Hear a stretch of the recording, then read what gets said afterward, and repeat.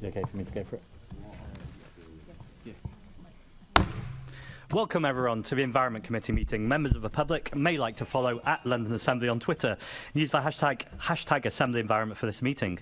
Please may I remind everyone to switch phones to silent mode and ask that members and guests ensure that electronic devices are not placed in front of their microphones. Today our main item of business is a discussion on noise and light pollution in London. Before we begin, we have a few items of business to attend to. Can I now ask our committee clerk, Jack Booth, to confirm any apologies for today's meeting? Thank you, Chair. We have no apologies for absence. Becky Coffin is running slightly late, though. Thank you very much, Jack. Declarations of interest. Can I ask the committee to note the recommendations set out at item 2 and ask if members have any other interest to declare? Thank you. Minutes. Can we confirm the minutes of the Environment Committee meeting held on 10th of January 2023 to be a correct record? Agreed. Thank you. Can I ask the committee to note the completed, outstanding and closed actions arising from previous meetings? Thank you. We now move on to our main item of business, a discussion with invited guests on noise and light pollution in London. The session today will be divided into 2 panels. The first session will be on noise pollution.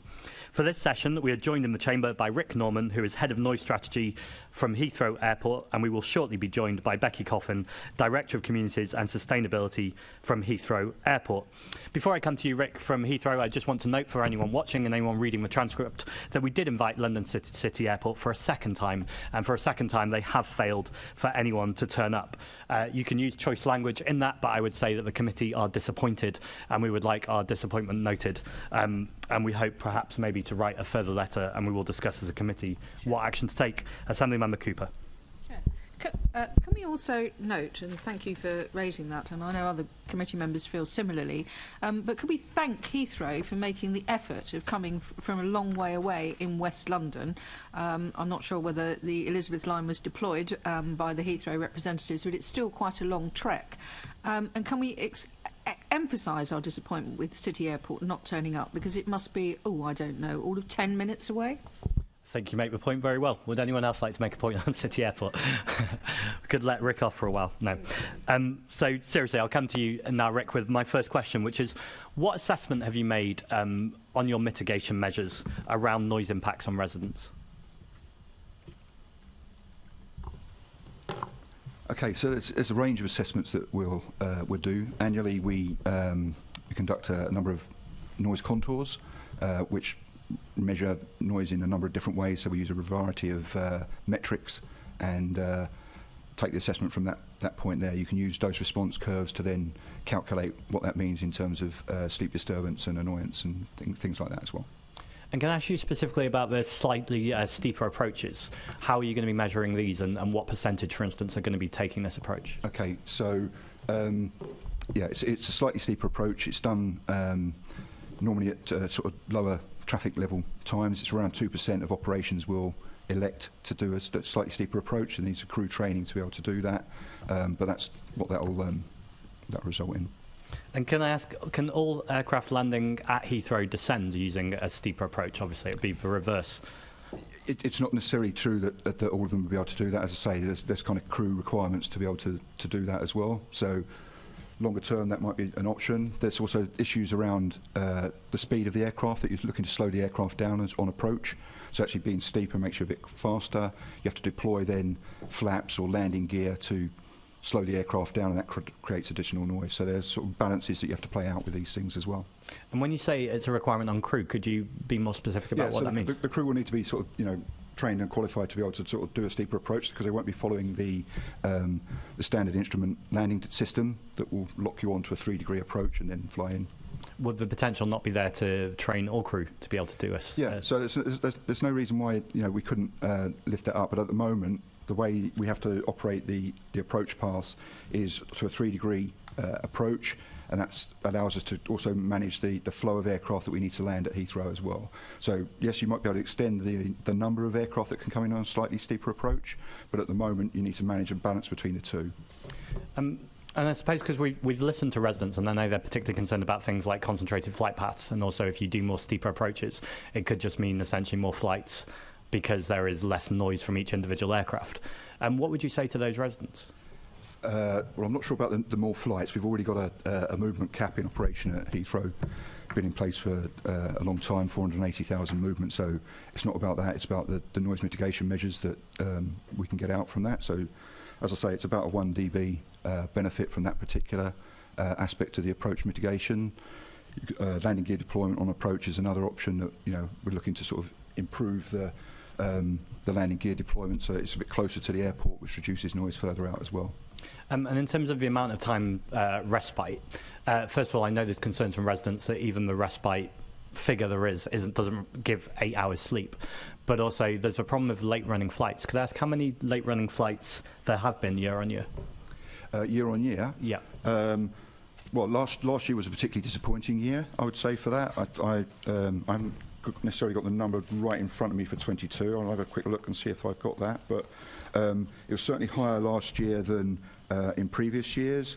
So for late running arrivals, sorry, my glasses aren't good enough for this, but there was, I can't quite work that out, but it's approaching 400 late running arrivals, and late running departures were around 650 in that sort of order. Again, I can confirm the exact numbers. Unfortunately, my printout here and my eyes aren't good enough to read the small print on it. So if you'd be happy to write to the committee with that information, that would be great. What I would say is that we've had a target to reduce the number of late runners for the last 5 or 6 years, and up until last year that was in a really good position. We sought to halve the number from 2014, and we were on track to do that. So it was around, we were focusing on departing late running aircraft at that point. That number was around 350, 400 at that point. We were coming down to just over 200 was the figure in 2019.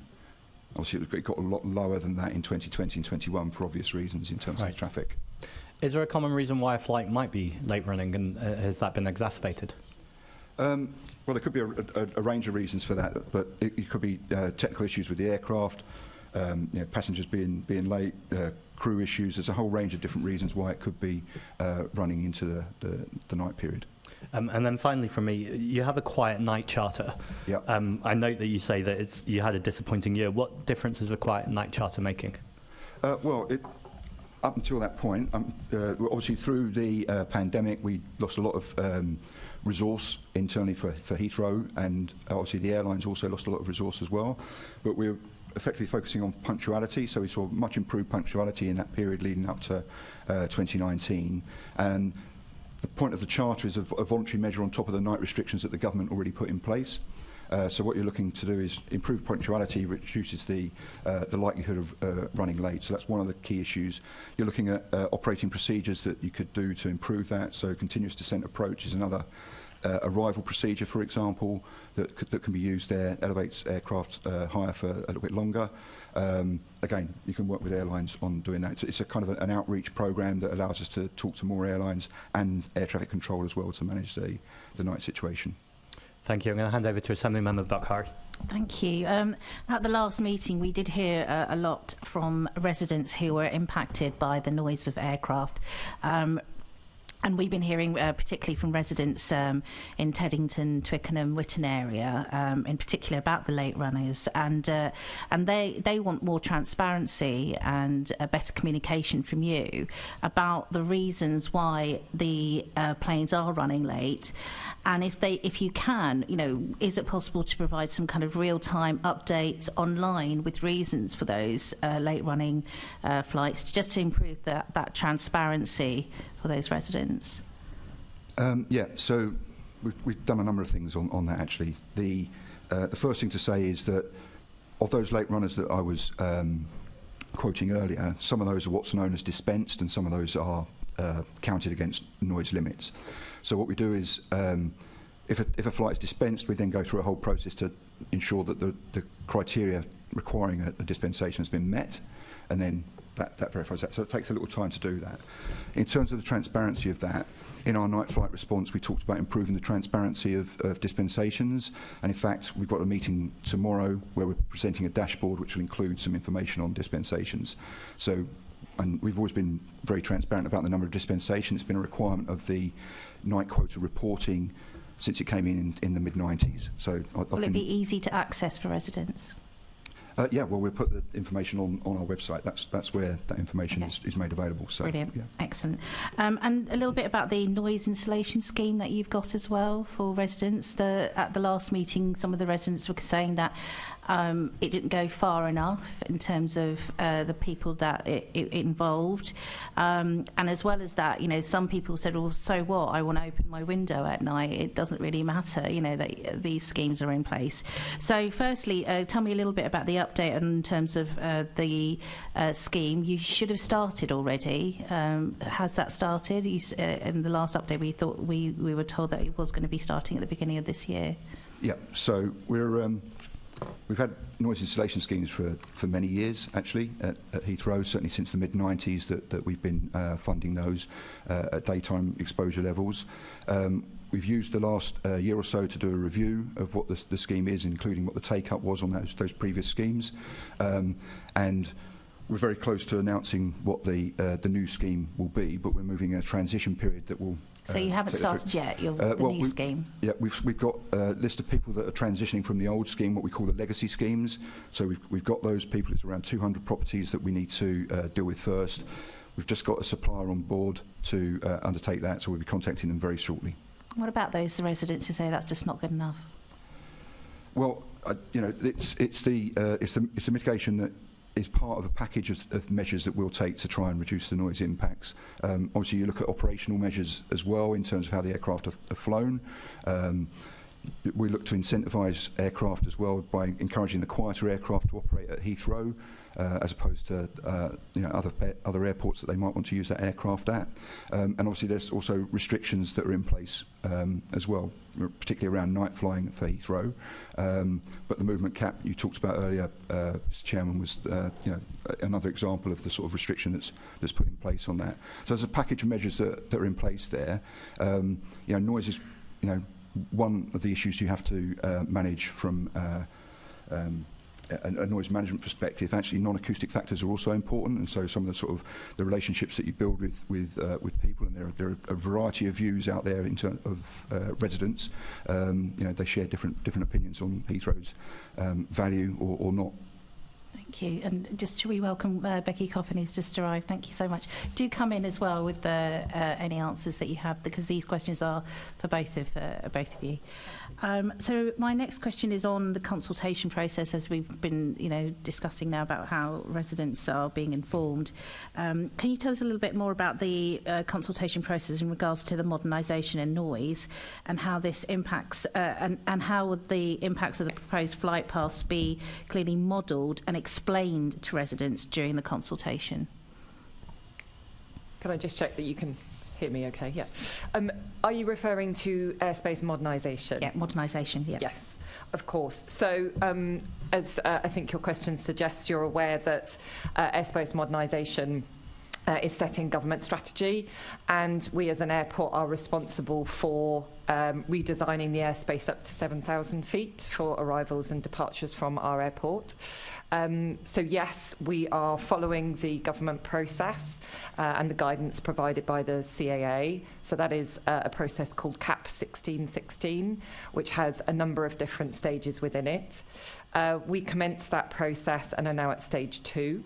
So we've, at stage 1, we came up with our list of design principles, so a list of principles that we want to be, that we consulted on with stakeholders. So as an example, as part of that process, we held workshops with communities, with airlines, with other stakeholders as well.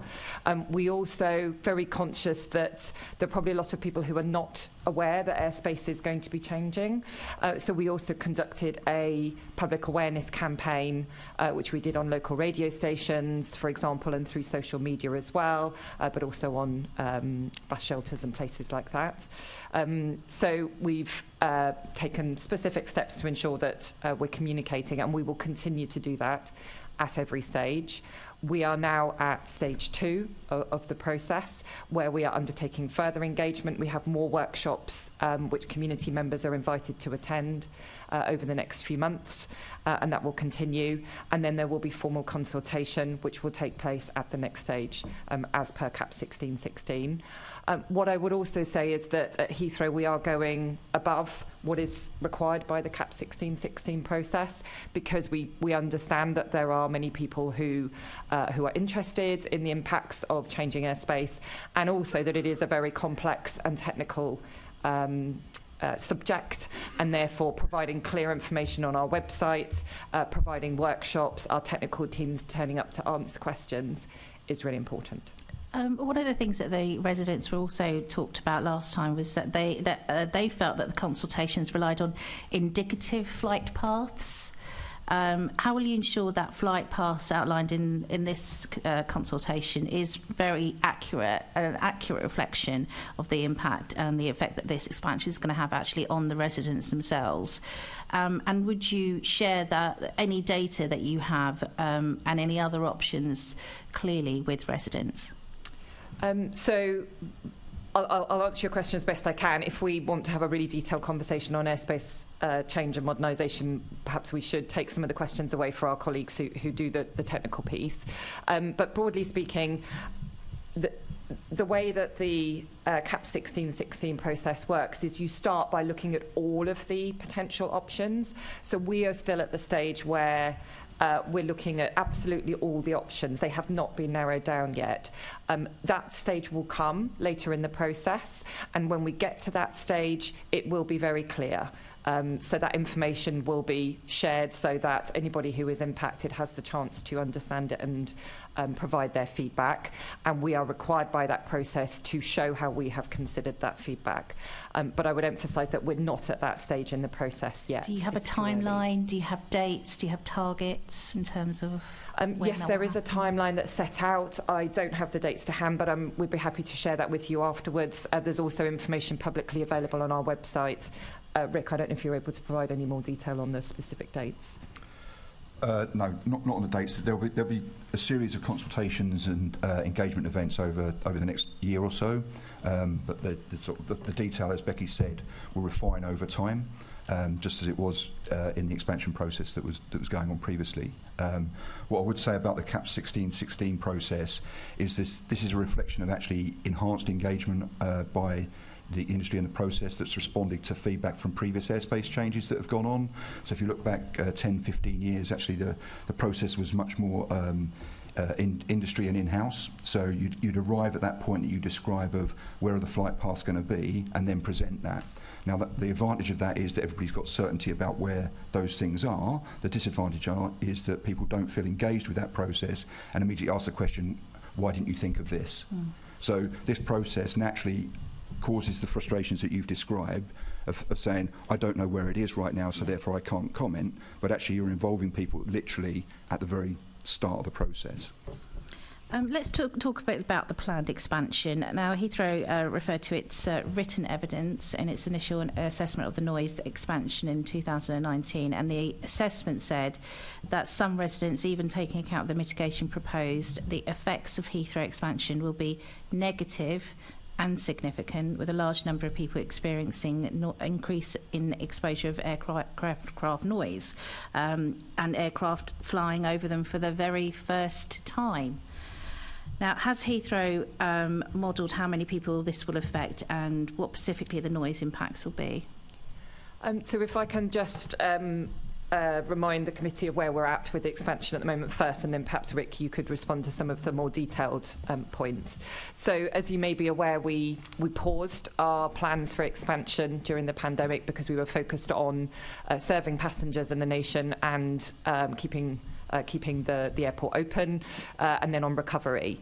Our expansion plans remain paused, so we are at the moment conducting an internal review and consulting with stakeholders on what our options regarding expansion may be.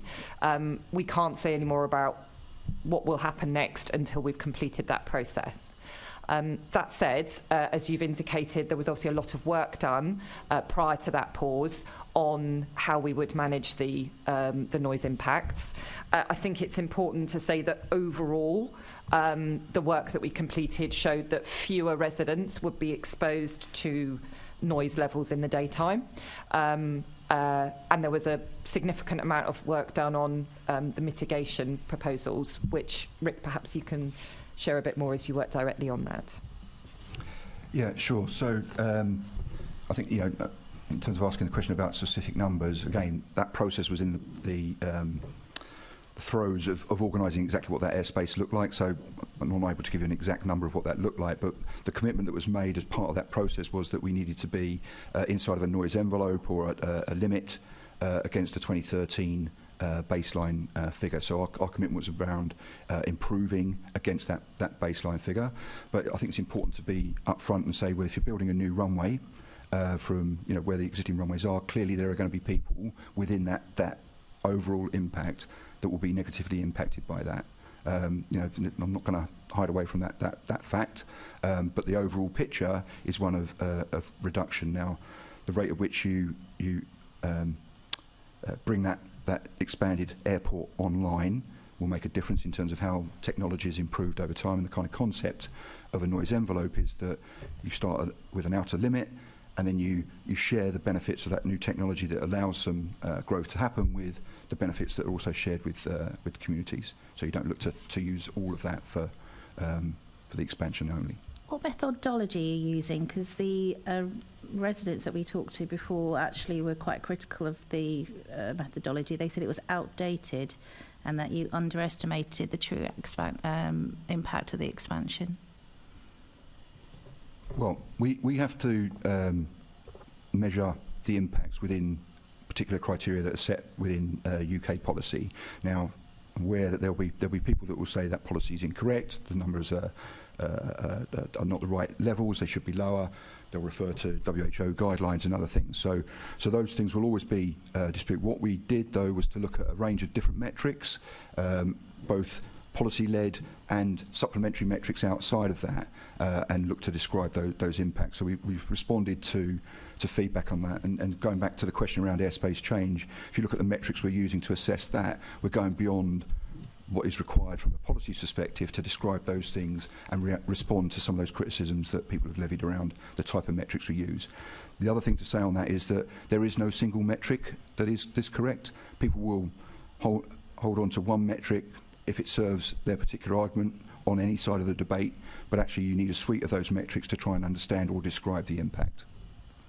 And are you looking into long-term impacts as well? Well, yeah, absolutely. Yeah. So part of the relationships that you need to understand are obviously the long-term health effects, annoyance, sleep disturbance, more serious effects around cardiovascular disease and stress, etc. They are long-term effects, so they rely on long-term exposure. Yeah, so when that you're was doing, definitely stated in the last meeting that it was quite clear that it could result in death, early death, which was quite. From a statistical point of view, in terms of exposures and stuff, you can follow that pathway through and cite that premature death. Yeah. Just to finish off, you say that there's an improvement for some residents who've already been experiencing noise. So it seems to be a fair question for me to ask: if flight demand does go up, how will you ensure that the experience of those residents doesn't decline? There's been some reports that you've said that there were some residents that were seeing an improvement in their in noise reduction. Is there any risk of those residents having a change to their experience? Well, sorry, I'm not sure.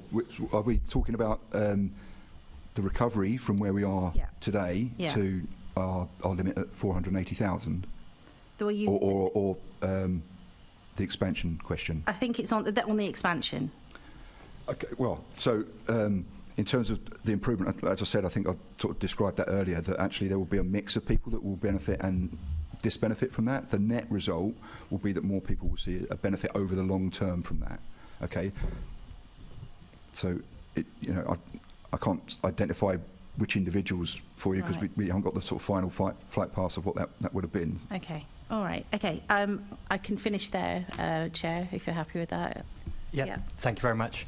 As Assembly Member Bokhari said, welcome to Becky Coffin, who's Director of Sustainability and Director of Communities and Sustainability at Heathrow Airport. And Becky, we're just talking about internal review there. Could I ask who's involved with that internal review and when we will find the outcome of it? The internal review regarding expansion, is that what you're referring to? That involves senior leadership within Heathrow, so our executive committee and of course our board who oversee all our decisions. So it follows the normal process that any business strategy would take. I'm afraid I'm not able to give you a timeline because it is a complex process involving not only internal stakeholders but of course other external ones, including government as well. Would you have a rough? Would we expect it this year, next year? We expect it. We expect an update on our internal review this year. Okay, thank you. And in terms of, so it's slightly different to noise pollution, but inextricably linked. Do you, as an organisation, support the Mayor's goals to get to net zero by 2030? Yes, we absolutely support the Mayor's commitments to net zero. We have set our own net zero plan, which we published in February last year, so around this time last year. We are also fully signed up to the UK Jet Zero strategy, which I believe further consultation has been released on today. And we've been instrumental in supporting the industry as an international industry and sector to commit to net zero as well. In terms of our own targets, we recognise that achieving net zero is a long-term goal that feels far away to many people. So we've also set shorter-term goals so that we can be held to account against our progress on that, including both emissions on the ground at the airport and also in the air, so from flights. Thank you. Now, I understand it's an internal review, so the clue's in the title, but in terms of what will be considered, the 2030 target then will be considered in that internal review? The internal review of expansion you're referring to will consider all material issues relevant to expansion, of which carbon is, of course, one. Thank you. Now, in your written submission, you said that the noise... sorry, I'm just looking for the exact quote. Heathrow's noise footprint has shrunk considerably over the past few decades. I was just wondering what the evidence is for that, because we have one resident who's written to us to say that they believe concentrated would be a more truthful description. So the evidence from that is in our noise contour reports. So, Rick, if I could turn to you to provide a bit more detail on that. Yeah, sure. As I said earlier, actually, to respond to one of the other questions, we produce annual contours against a range of different metrics and go back to 2006 with a lot of those metrics, further back on some of those as well that have been long established. So those statements around that reduction is relative to that. Now, it's not just about concentration of aircraft. I think what people are sort of thinking about there is that flight paths have got more concentrated over time. That hasn't necessarily been the reason why the noise contours have reduced. Actually, it's the technology of the aircraft that's improved over that time that has largely led to that. And as I said earlier, the cap that we have at 480,000, it's been around 15, 20 years that we've been there or thereabouts at that level. So actually all the technology improvement in terms of aircraft over that time period has largely led to the reductions in noise contours that we've seen as well. I'm not an aviation expert, so if you could explain this to me simply, but surely if you've got a lot of flights going over over a big geography, there's going to be a lot of noise for a lot of people, but if you move that into a concentrated flight path, then that will be less noise for those people, but a lot more noise for the people in the middle. Surely that's... So there would be more noise for people closer in for that, where it has got concentrated. They're going to see an increase and there will be a reduction outside, but you also elongate the contour to actually stretch further out by doing that as well. So this is one of the sort of questions you've got to ask in terms of designing the airspace or the use of flight paths, about how do you sort of disperse or not the flight paths in terms of managing that. So over time, one of the requirements that we have in the Aeronautical Information publication, which sets the rules around what we need to do in terms of flying aircraft, is that they need to be what we call on track. So there are particular flight paths for departing aircraft that they need to stay within up to 4,000 feet. Over the last 20 or 30 years, we've done a lot of work to make sure they stay within those flight paths, and that's resulted in some concentration.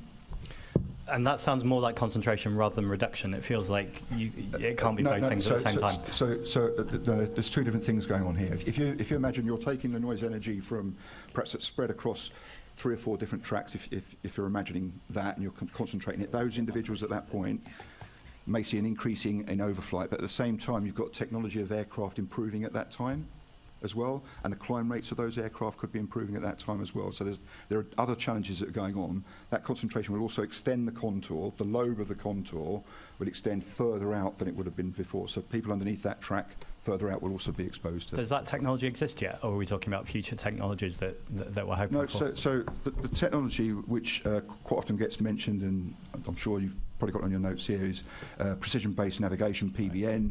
That's been around a long time. So there's a kind of perception, I think, that this is a new thing. It's been around for a long time. You know, people described it as fly-by-wire, computer-aid technology. What happens at the moment is a bit like a sat-nav and a Garmin that people may use for their car navigation at the moment. You have 2 different providers that might give you 2 different routes to get to, I don't know, West London from here. But you'll end up in the same place.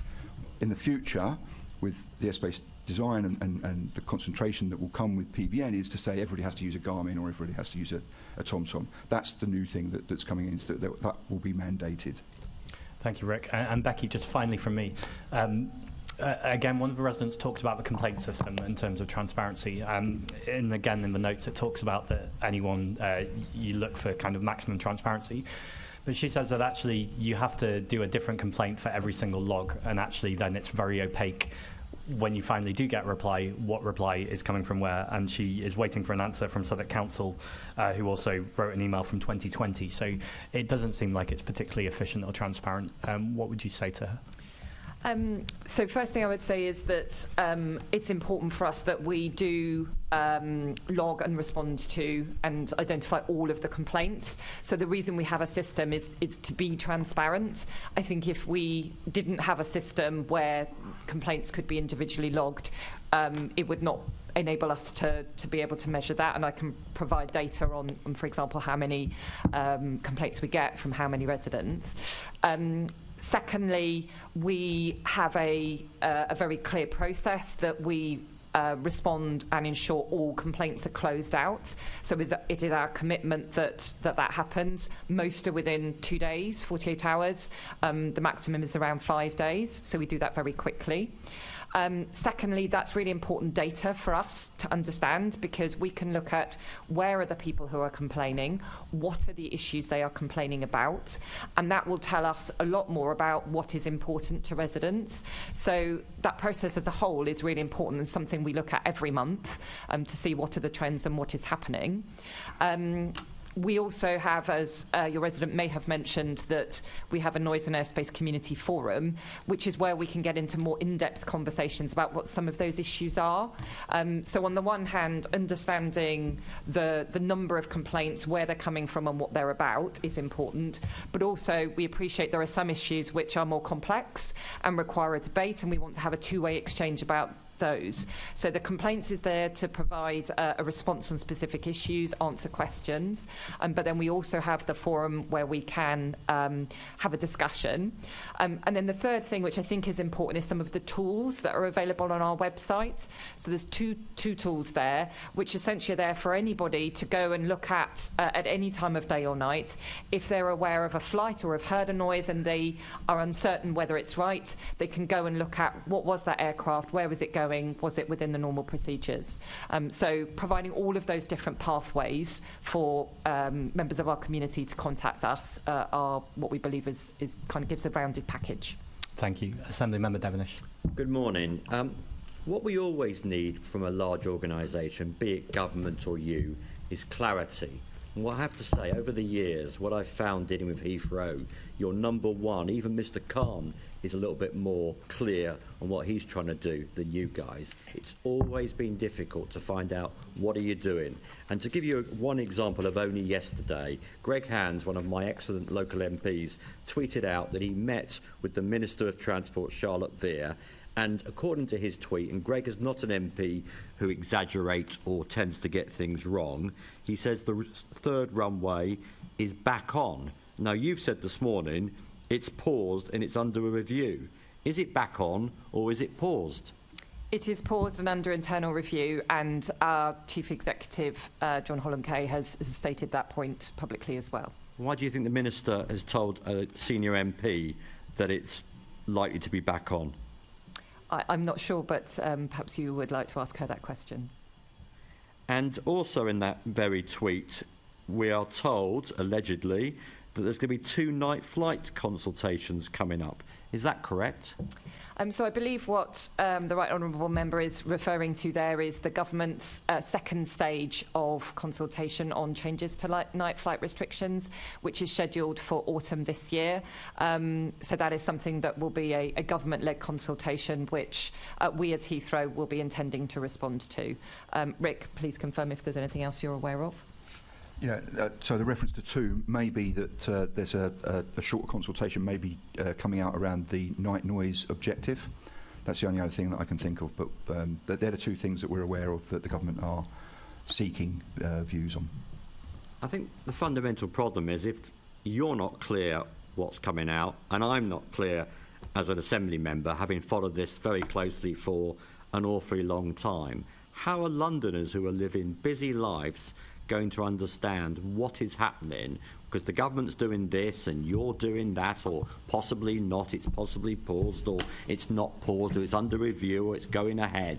This has been going on for years and years and years, and we get asked regularly by residents, by businesses, by many other people. They just don't know what is going on. Would you agree that clarity is important? The chairman used the expression earlier, opaque, the perfect word. You know, Heathrow has always, in my time in politics, which is 20-odd years, been opaque, and you are consistently opaque. And do you think you could be less opaque? We recognise that it's a really complex area and there are a lot of things to understand. Aviation is a very complex industry, and you have rightly pointed out that there are a number of different government activities that are happening this year. With regards to Heathrow and what we can do and be responsible for, we are continually striving to be clearer and provide more accessible information, and we are also trying to do that in different ways to reach a wider range of people. So as an example, airspace modernisation, which we've referred to this morning, is most certainly probably the most complex of all of those things. And we've been using things like short videos, social media. We've gone into local colleges in West London to seek young people's views and explain to them what airspace modernisation means. So I think we absolutely agree with you that it's important that we're clear, and we are continually trying to find new ways to do that. I think that as Heathrow, the main thing we will be doing this year is producing a new noise action plan. So that is something that we are required to do by the government regulations. It is provided by us for each 5-year period, and that will set out very clearly what our commitments are on noise, and we will be held to account against those. That is a process that Rick and his team are currently engaging with local stakeholders on, and indeed national stakeholders too. And that will provide, we believe, a very clear pathway of what we are going to be doing on noise. Well, let's use that as an example then, because I love the expression airspace modernisation, because when a business puts modernisation in the title, it means absolutely nothing to average people. It doesn't mean anything to me. So are you talking about double stacking aircraft over London, which would of course mean more air pollution and more noise pollution?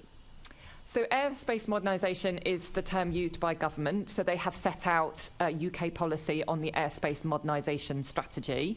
So that is government UK policy.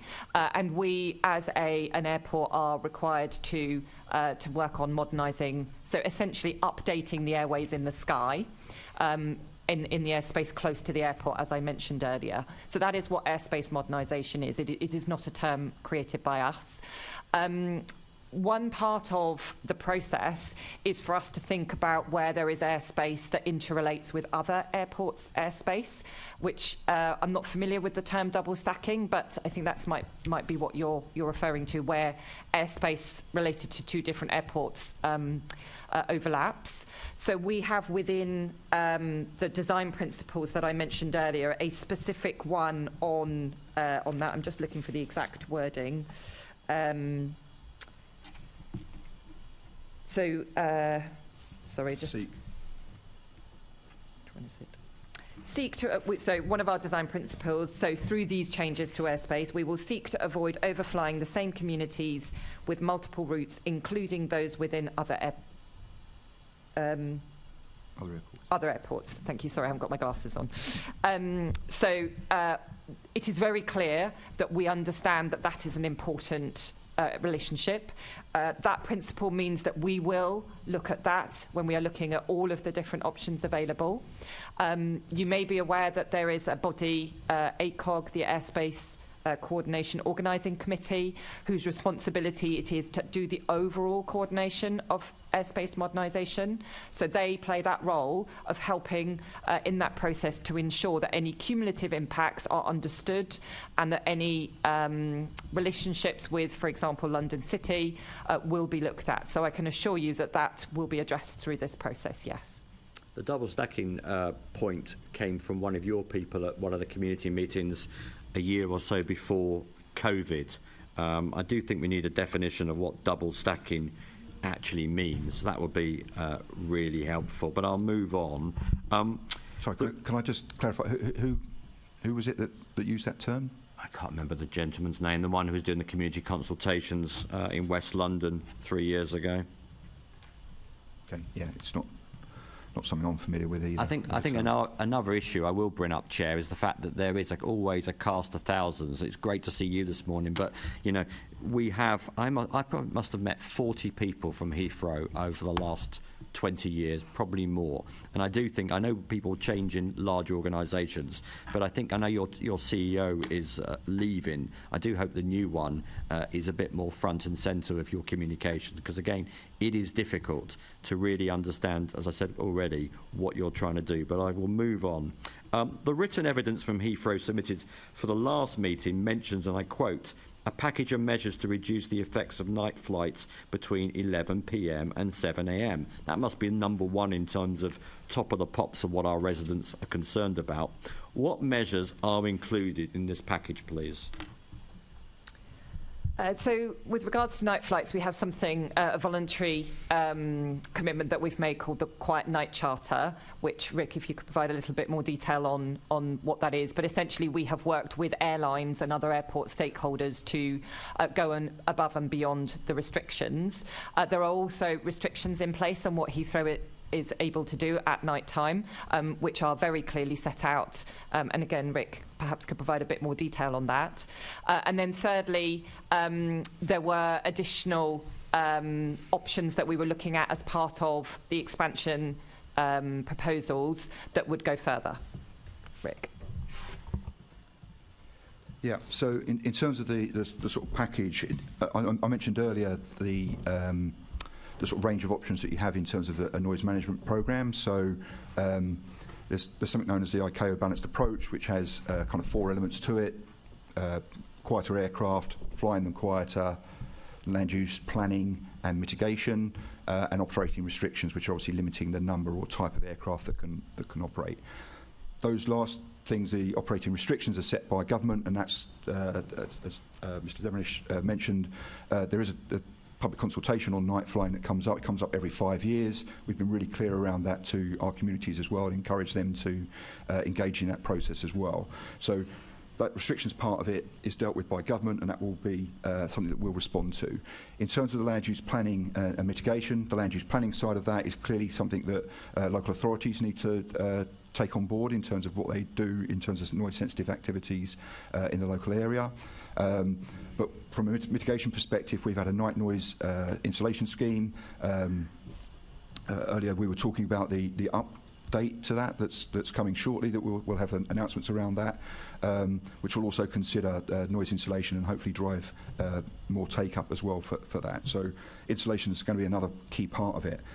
At the operational level, you can look at the departure routes that are taken during the nighttime period, the continuous descent approach, so the aircraft on the final approach for the early morning arrivals, what happens to those, can we keep them higher for longer? So air traffic control and airlines are focused on that. I talked about the landing gear deployment, so if we can get the landing gear down at the safe and appropriate point on the final approach, that can improve the noise as well. So that's a couple of the examples in terms of the operating procedures, as well as incentivising the use of quieter aircraft during the nighttime period as well. So all of those things added up can lead to a reduction in the noise contours that I talked about, which again can be evidenced through that. I'd recommend that the committee look at our night flight response to stage 1, which detailed this in some considerable length as to the improvements that we've seen over time through that sort of package of measures, and the reductions ultimately, which we're all interested in, is in reducing the number of people sleep disturbed. And over the last 20 years of those regimes, we can point to what would have been 26% reduction in sleep disturbance if there hadn't been encroachment of new population, new households being developed inside of those noise contours. It's around 10% as a result of that. I could go on all morning, but I'll finish with 2 quick questions, Chair. You mentioned local authorities. Obviously, there's 33 local authorities in London and quite a few outside. I think what we need is a clear steer from local government working with you. What clear steer have you had from the Mayor of London over the last nearly 7 years that he has serious concerns about this process? And can you give me one particular point that he specifically has made to your team? So you're asking if we have specifically had questions from the Mayor on noise recently? Absolutely. Okay. I have not received those myself. I have been in this post for 3 years. So, Rick, can I ask if you have any? Well, I've been in post for around 30 years, so I've been involved. So the TfL group have responded several times to previous consultations. We've engaged with them. We used to have a committee which was the a sort of strategic advisory group which had AEF, HACAN and TfL. I'm more interested in what the Mayor specifically, how he's led and communicated the concerns rather than TfL. Again, I've not had a direct communication from the Mayor in terms of offering that, but certainly colleagues at TfL in terms of their noise responsibilities have been in touch with us, and we've liaised with them around the measures, some of which I've described this morning. Final question. I think that gives a very clear answer that the Mayor's not taking this as serious as he should be. If you talk to anybody in London, Mrs. Smith at Arcadia Avenue, in Bedfont, for example, whoever, they want to know specifically where they live, how it's going to be effective. Is there at some stage going to be a nice, simple, interactive map that we can all put our postcode in and work out, is it going to get noisier or less noisy? Is the air quality going to get better or worse? Because, the reality is, I spent most of my career in engineering, and even I'm baffled by the science of talking to you guys for many, many, many years. I don't know how the average Londoner is expected to understand whether things are going to get better or worse for this multiple number of consultations on multiple issues. And this is what I'm regularly, every time we have a Heathrow consultation or a government consultation, the emails come in their droves. And this isn't a party political issue. This is about a large organisation not communicating very clearly with stakeholders repeatedly. So firstly, on air quality, yes, everybody will be experiencing an improvement in air quality, because the impacts of the work that we're doing, both in coordination with the TfL and the Mayor around the ULEZ, but also individual activities like, for example, improving public transport links to the airport, will mean that air quality around the airport will be improving. With regards to noise, I don't think we can get away from the fact that it is very complicated, and the fact that there will be change coming, which means that there will be a need for individual residents to engage with that process, to understand the impacts for them. But to reassure you that as part of the consultation on airspace modernisation, when that comes, and as I mentioned earlier, we're not at that stage yet, it will be clear where the improvements in noise will be, and if there is any negative change, it will be clear where that will be too. Rick, would you like to add anything to that? No, I was going to sort of effectively say the same thing, but in terms of helping with that clarity, that's why we use supplementary metrics, is to try and take some of the sort of complex, sort of health-based metrics, if you like, that are traditionally used, and turn those into metrics that more lay people will potentially understand. So we're already using that. If you look at our noise contour report that, again, we produce annually, we've tried to use sort of difference contours within that to sort of describe to people how things have changed over 2 different years, whether it's got a little bit worse or a little bit better over time. So we're trying to deal with those things. And if you've tracked our noise contour reporting over the last 10 to 15 years, you'll see that actually that reporting and that range of metrics and that dialogue has increased, many times. It's now up to around 180 pages that we're producing there. Those largely are supplementary metrics, and they're largely driven by the requests and ideas of the community seeking for that information. I'll leave it there, Chair. Maybe I can pick up a couple of points at the end of the meeting in terms of actions. Thank you. Thank you. I have a lot of questions too, but we've run out of time, so I'll just say thank you very much both to Becky and to Rick for joining us this morning. Thank you for the again, invite. noted that you have turned up and City Airport haven't, so thank you very much for being here to answer our questions. We're now going to take a 5-minute adjournment. It is 10:50, so we'll start again at 10:55. Thank you.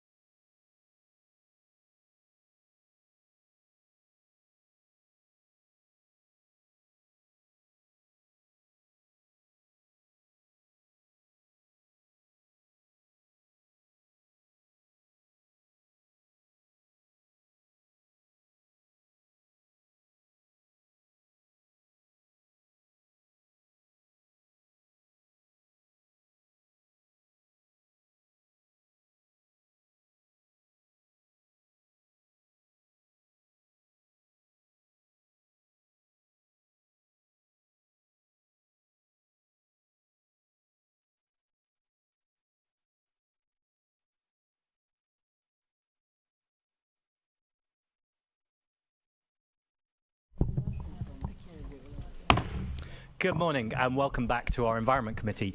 Can I say welcome to all of our guests? I want to talk first of all about the elephant in the room, and it is none of my guests' fault, but we are not a particularly diverse panel. We're still very happy to have you here.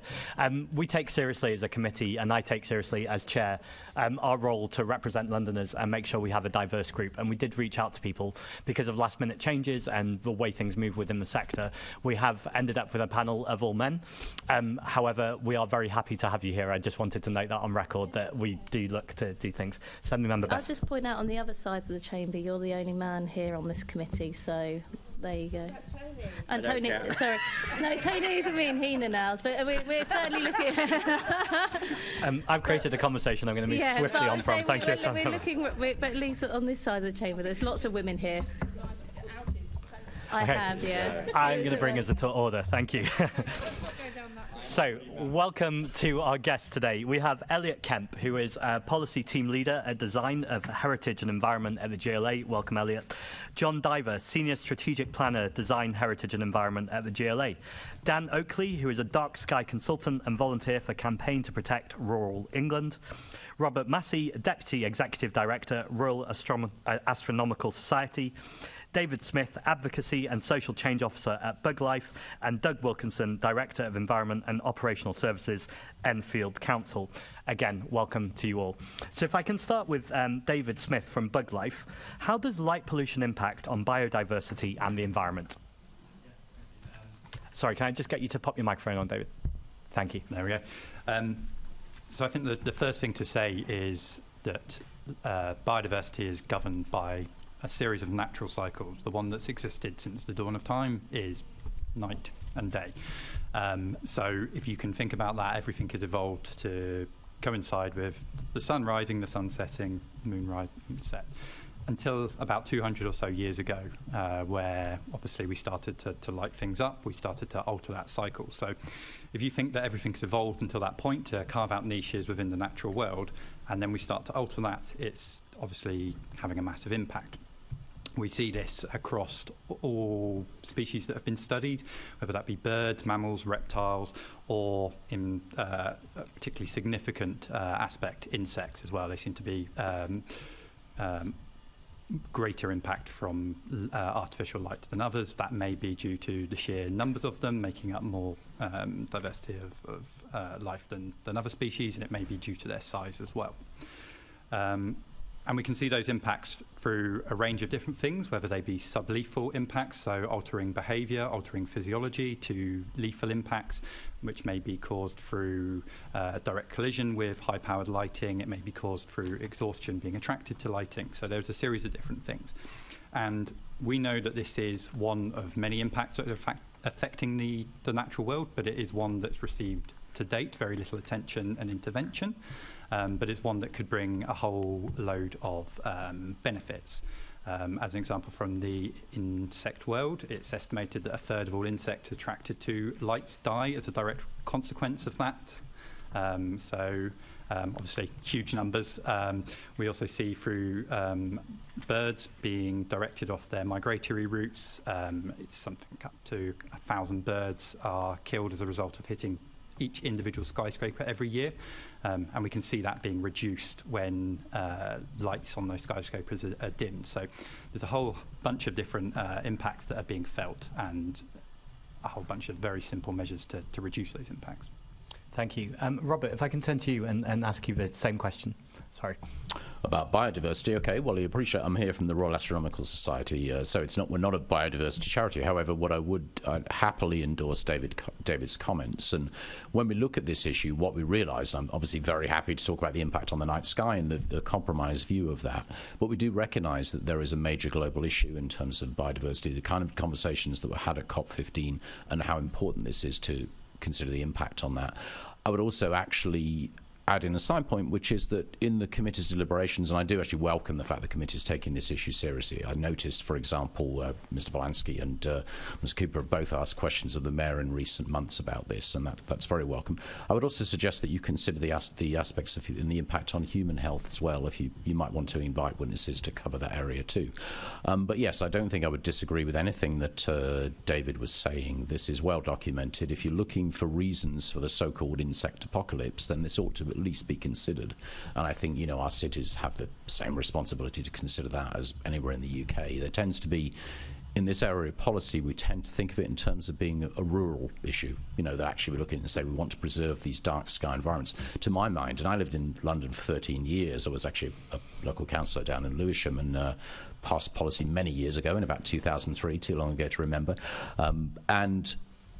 I think we have a responsibility here too. No one is suggesting that we make our cities completely dark at night, but I think responsible lighting, which reduces carbon emissions, which allows the city to work, but at the same time minimises the impact on the natural environment, would be welcome. Would you be happy briefly to speak to how light pollution affects human health in kind of very headline view? Well, in headline views only. I mean, if I was a clinician, I would talk at length about that. I don't want to do that, but I was corresponding with a couple of people before coming to the committee about this, and there are associated risks, at least in medical papers, again, as a clinician, but you ought to be looking at things like the impact on cancer rates, coronary heart disease, depression, because I guess if you live in a brightly lit environment, if your quality of sleep is affected, which probably is what leads to much of this, impact on eyesight, nearsightedness and obesity. I don't think, without being a clinician, it would be difficult to unpick the causative factors there, but there's certainly a correlation there. Now, I don't think that's wholly surprising. We tend to think, I suppose, about darkness as being something, it's almost like living in a quiet place is seen as a privileged setting. People pay more to live in dark and quiet spaces, and my guess is that that's feeding into this too. But it's very difficult to unpick those things without asking someone who's really a clinician and able to look at those studies in more detail than I can. I really appreciate that, thank you. And Dan, if I can turn to you finally for this opening question around biodiversity and the environment. Yeah, I mean, I can't add too much more to what David and Robert have said. Just to expand on what Robert was talking about, it's melatonin is the key hormone that the brain produces, and when we have disrupted sleep, we suppress that hormone, which regulates the sleep cycle. So when you're asleep, your body wants to repair, and if you're exposed to artificial light, that affects the way your body repairs itself. And there are studies that are showing that there's a percentage rise in the risks of cancers. It keeps us awake, it makes us grumpy. That's what we want to get off the phones at night. So yeah, I mean, we are animals just as much as the rest of the natural world, and we will suffer in the same way as the natural world does. We're all affected by light, and we're seeing a slow reduction in the quality of the night sky across the UK, and that's been measured by sky quality measurements and by satellite and by hand on the ground measurements. So we are seeing a slow loss of the night sky, which is becoming to the detriment of us and to the natural world. Robert? Yeah, sorry, one thing I should add, actually, I was thinking about the health aspects, which one thing I can comment on, because we ran various projects for our bicentenary in 2020, which then, due to certain global pandemics, was extended to 2022. But there is evidence around well-being and mental health. And, for example, one of our projects, which I know is not a London example, but took care of some inner-city Edinburgh to the Scottish island of Cole. They all reported enormous impacts on their well-being, positive impacts, increased confidence, reduced isolation, inspiration to be more ambitious. That's, I think, another aspect of this, and as well as an understanding of science and engineering that you would expect me to refer to. And then there are 3 or 4 studies I was referred to. There's a study from 2017 about the dark sky island of Sark. Again, not a great London example, but certainly specific measurements of well-being, improvements in well-being. There's another one talking about kind of pro-social behaviour in children that results from considering these things and being in that setting, from 2018, and then an eco-psychology study from 2014, which again talks about the benefits of seeing stars in a night sky being similar to those from enjoying natural environments in daytime. So I think, we talk a lot about the benefits of, say, walking in forests or in ocean environments or enjoying the natural landscape, and to my mind this would be one of those as well. Thank you. Assembly Member Cooper. Thank you. Couldn't agree more, actually, with you, Robert. I enjoyed seeing Orion last night with Sirius at his heel. However, that's not my question. And actually, I live in a place where I've got one of those blooming LED street lamps, and I have to go and stand in a part of my garden to try and block it out as much as possible. But I want to come to Dan and the CPRE Night Blight report which you produced, which I think shows that the City of London, followed by Tower Hamlets and Westminster, are the top brightest spots in London, the brightest boroughs, if you like. how much do we know about the major sources of artificial light at night in London, apart from my LED street lamp?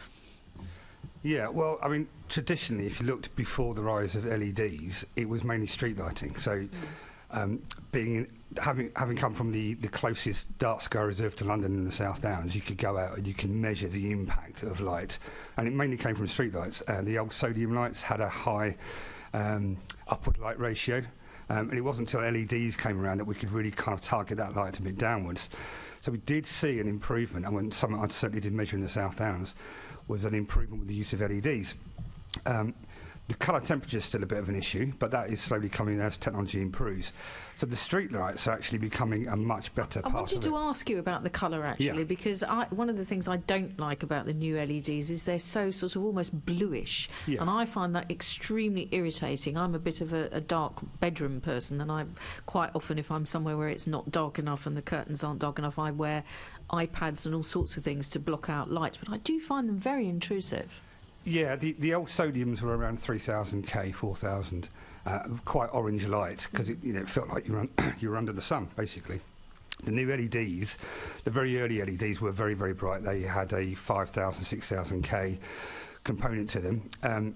The 4,000 K generation came out just in time for the South Downs to be a reserve, and you're seeing those kind of rolled out in a lot of places. But the recent evidence shows although we can lower the colour temperature of the lights down, there's still a significant blue component which operates under the 500 nanometer range, and that's the real killer of dark skies, because it's the blue-white light that penetrates the air more, and that creates that scattering effect, the halo effect, sky glow, that you see over cities. And whilst that is much improved with downward pointing lights, just because of the surface scattering, you're going to get more lights up. So with street lighting, you've seen an improvement. It's like 3 steps forward, 2 steps back.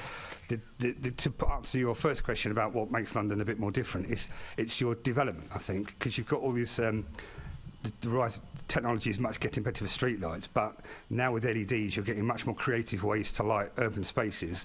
It's much cheaper, it's much more colourful, it's much more interactive, and it's kind of like a bit of a war of attrition. So when you've got a developer who wants to make their building attractive at night, they will look to illuminate it at night. And doing so is very difficult without having to use significant uplighters, because nobody really wants to see a building lit from above because you're looking at the light. So you're generally going to see more and more buildings, and I imagine this building will be quite similar, is you have some kind of plan to light it at night. And it's those kind of developments that's where I think the new rise is coming from. And you can see that with the latest thing with the Stratford dome thing, the power of the sun in London. I mean, that's a good example of how this war of attrition is going, and it's more on development, which is different from the rural areas, because South Downs National Parks, A and Bs, don't have that level of development. We're much more, we've got small towns and cities that don't have these big blocks, where developers don't feel a need to have to show off their property at night. So streetlights are getting better, and I think they will get better. A lot of the engineers who work on them know about dark skies and light pollution, and are probably looking to do the cost-effective thing with the environment. The difference is when you come into the separate development, and that's a key problem. So, coming back to David, would you say that there's a specific impact from, is there a higher impact in these areas where there's higher light, for example, as I mentioned, Tower Hamlets, Westminster, or the City of London, or is there a bigger impact because of the other aspect that I mentioned, and we were just discussing, the issue around the quality of the light and the blueness of the light versus the, and which frequency it's operating on, which is worse for bug life and other entities? Sure, so it really does vary. There are different impacts that are felt on those different places. So as I mentioned around migratory species, we tend to find that they come off their pathways towards highly lit areas, which are obviously tend to be more urban areas. So you're kind of having this vacuum kind of cleaner effect where everything's getting sucked in. But at the same time, we also see in rural areas where you have lights, it does reduce the abundance of insects in those places. It can have two effects. It can bring things in, it can push things away, depending on whether species are attracted to lights or are put off by lights. So For us overall, if we were to lower the overall aspect of lighting, it's going to achieve probably more than just focusing on creating darker spaces, so which are perhaps better for things like astronomy, because you're looking at creating that pocket to be able to see the night sky. When we're looking at the animal kingdom, most species don't look up; they look down or they look sideways. So we have to be careful about talking about just creating darkness for looking upwards. We have to create an overall level. With regards to then the wavelengths and the colour of lighting, this then becomes really interesting because we see in a very, very different spectrum to other species on the planet. Dan mentioned the blue lighting, which scatters everywhere, and we know that this is particularly harmful to the vast majority of the animal world. The blue, the cooler lights, the UV lights are lights that we can't see, but species like moths are particularly subject to these, and it can completely impact their ability to see flowers, for example. And we see this with a complete reduction of 60% in pollination rates under areas that have been lit by lights. So you can see a direct cause and effect of the lighting there. I would love to say that there's a silver bullet for the best light colour available. It happens that there isn't, as all studies can find that what might benefit one species can impact another species, so there's no one size fits all. What we do know is that there is kind of a sort of, I suppose, an optimum level around the 2200 Kelvin, so it's somewhat less than recommendations, but that does seem to benefit the widest range of species. However, that can vary. If we start looking at freshwater species, then we start to see that actually they're not impacted so great by the higher blue light. They're impacted by the red and the greens. So it's not a one-size-fits-all with regards to lighting. We can't have this blanket approach that we've seen to date. We really need to be actually looking at individual impact assessments on the lighting that needs to be used to benefit not just us, but the biodiversity as well. Thank you. I'm going to come back to you in a minute, but I just want to raise a point with Robert as well, if I may. And I'm going to do it with reference to, I represent Merton and Wandsworth, so I'm particularly lucky because I've got a large number of commons across the whole constituency. Obviously, Wimbledon Common is infested with wombles, so that's quite difficult to go there late at night. But Mitcham Common, and I've also got Tooting Common, Wandsworth Common, and many parks as well. We have a discussion. I live very close to Tooting Common, and we have a regular discussion in the Friends of Tooting Common and the Tooting Common Management Advisory Committee about whether or not we should call for the council to turn off some of the... There's not that much lighting that goes across the common. Should we call for that does go across the common to go off at night? Now, obviously, that wouldn't necessarily benefit the bug life and deal with some of the issues relating to living entities, but it would create the opportunity for better looking at the stars, and that's one of the things we do bat walks, but we are also starting to do walks where we go and look at the Perseids and so on and so forth. Is there any value to having a sort of period of time when all nights go off between midnight and 4 a.m.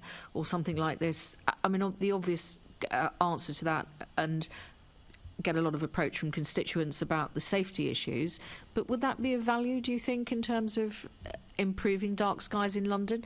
I mean, there clearly is a complete contradiction here. Yeah, I mean, well, yes, is the answer, of course. If you have a period of time when you reduce lighting at night, then that will benefit sky quality and overall light pollution. I think it's case by case, but I think generally what we try to emphasize is the need for better lighting and to shield it appropriately and to adjust the color temperature as has been described. However, I would also agree with you that if that's not serving a good purpose, then why have it on? I mean, it's not just light. It's not, as has been said, it's not just street lighting. It's things like shops that are lit up all night, offices that are lit up all night. There's no real need for this. Actually, it's not really serving any purpose. And in an environment where energy prices are spiking, where we're trying to see London and other cities move towards a net zero target, then this can contribute to that. You know, it's 800,000 tonnes of CO2 emitted by street lighting in the UK each year. So it's a significant factor. But yes, to answer your question, of course it would be beneficial. I mean, I would say that actually, even in an urban environment like that, if you have a large enough area, then you will benefit. You know, those views of the skies and so on will clearly improve. You know, I was going to cite the example, I thought the comet that's been in the news recently, you would have no chance of seeing that in London. To be fair, it was pretty hard anyway because the media got the message wrong and didn't really talk to people about it. But you know, you certainly wouldn't see it in an inner city environment. And I think that there is a kind of cultural and social justice issue here as well, which is that actually on a global scale, you know, this has been part of human culture since, well, obviously since prehistory. All of our myths and legends, even in the Western canon, in the European canon, connect to it, let alone on a global level. And I think it's unfortunate that we're disconnected from that. And the social justice issue is really, well, it is, you know, there is an urban-rural divide here. You know, if you live in the inner city, you are denied access to this. And then if you want to be completely, I guess, utilitarian or mercenary about it, astronomy views of the night skies are absolutely recognised by the education researchers as being inspirational for moving people into careers in science and technology. And, you know, that's something we desperately need across the board. It doesn't, you know, when we talk about this in my job, when we talk about the need to bring people into these fields, we don't mean we want to create 1 million astronomers. We want to create a cadre of people who have an appreciation of that basics aspect of science, of that other aspect of the natural world, and they will take those skills and use them across the board. You know, that's what I would say the value in this is. So to come back to your point, yes, and you know, you can even do it earlier if there's a reason to do it, and the local means of doing that. There's nothing to stop a local administration, I would hope, from considering that. I guess, you know, when I think about places like Greenwich, the park there is deliberately fairly underlit at night. You know, but again, obviously it's in the middle of effectively in a fairly densely populated bit of southeast London. But you know, why not give them additional protection and offer those spaces to city dwellers too? Okay, thank you. That's very interesting. I have found that Dulwich Golf Course, if you go right to the top there, is particularly dark, and I've even seen the Milky Way in London. I didn't bother to even try for the Green Comet because I just decided it was just not going to really work in terms of the amount of light round my way. I want to come back to David. Thank you for that, Robert. Why is David, I'm looking at Dan and want to talk to David. Why is Bug Life calling for the government to set targets to reduce light pollution? And why has the government not done so? Have they given you a clue as to why they haven't done that? So I'll start off on the reasons why we think that that's the way to go. The thing that we in the UK, but pretty much around the world, are missing are single policy instruments with regards to light pollution. Quite often legislation or policy is very piecemeal, very sporadic, follows guidance. It is a stark contrast to other forms of pollution. In that it actually sticks out on its own. It's, you know, it's as we've seen here, it's kind of combined in with noise pollution quite often, but we see noise pollution having kind of WHO guidelines and monitoring, and light doesn't get that level of treatment. So for us as an environmental organisation, we see that this should be considered as an environmental pollutant in the same way that others are. Because what we do, if we treat it as an environmental pollutant rather than what's considered an emerging pollutant and kind of kicked into the long grass until we get more and more evidence, we believe the evidence is there. It's causing an impact, and it needs to be treated as such. We need to then have monitoring. Without monitoring, we don't know that any of the instruments that are always touted as being the way we're tackling these things actually have any effect. We don't know whether they're working. There's no way of doing that without monitoring. So again, it would fall into the same line as other forms of pollution. And that way, targets are pretty self-explanatory. You set your target of where you want to get to, and you introduce the policies to get there, and that will hopefully drive everyone in the right direction. With regards to why the government has chosen so far to ignore this issue, and I truly believe they are ignoring this issue, I don't know. I would imagine it's to do with capacity and, you know, actually being able to conduct these sort of inquiries to find out all of the issues, to gather all of that evidence and include it with all of the other problems that the environment currently face. We believed that there was a good opportunity to have this included in the Environment Act. In the original 25-year environment plan, there was a line on light pollution to be managed effectively to not cause harm to the environment.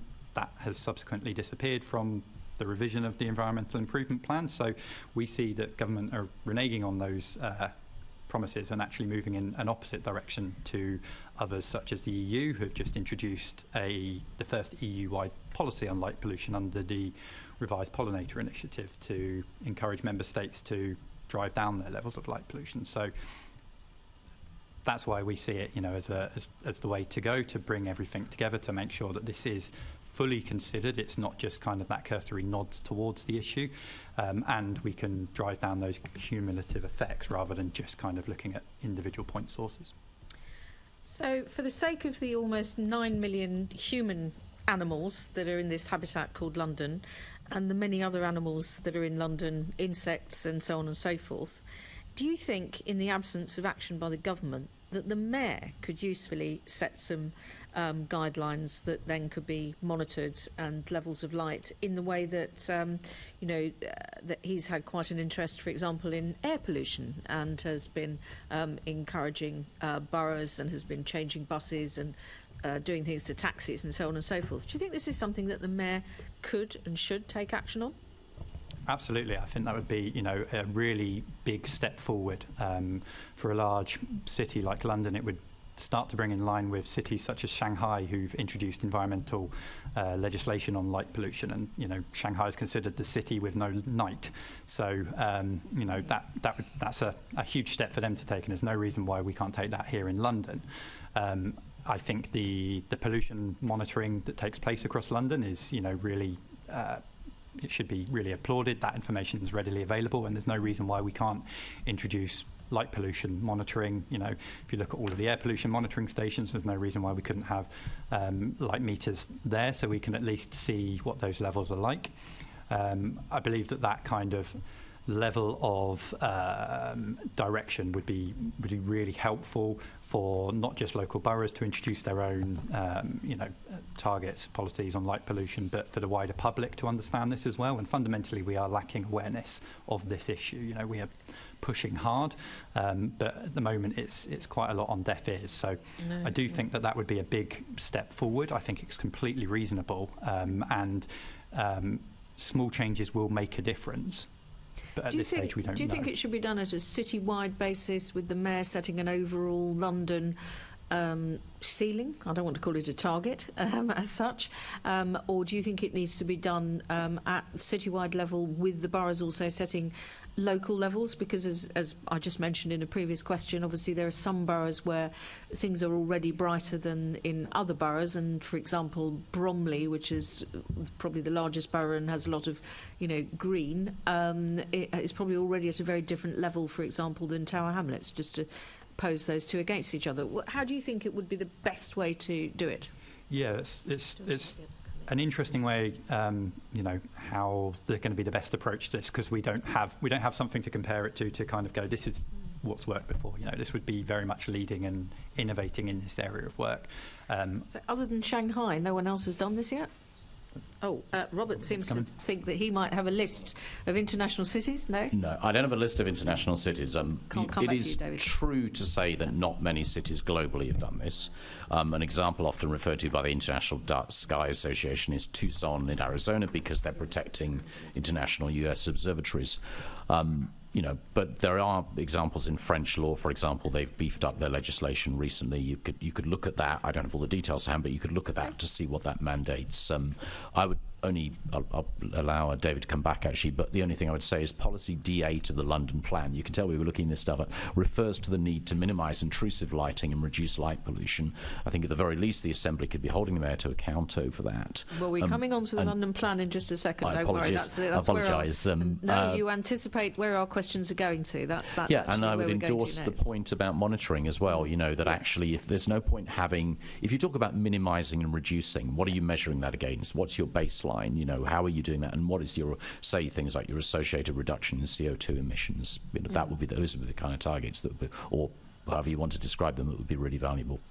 Okay. Sorry, David, we kind of went off to find out if there were other international cities beyond Shanghai. That's okay. Yeah. Not as far as I am aware. A lot of the existing kind of initiatives look at kind of specific sources, or they're kind of still being developed as to how they're going to be implemented.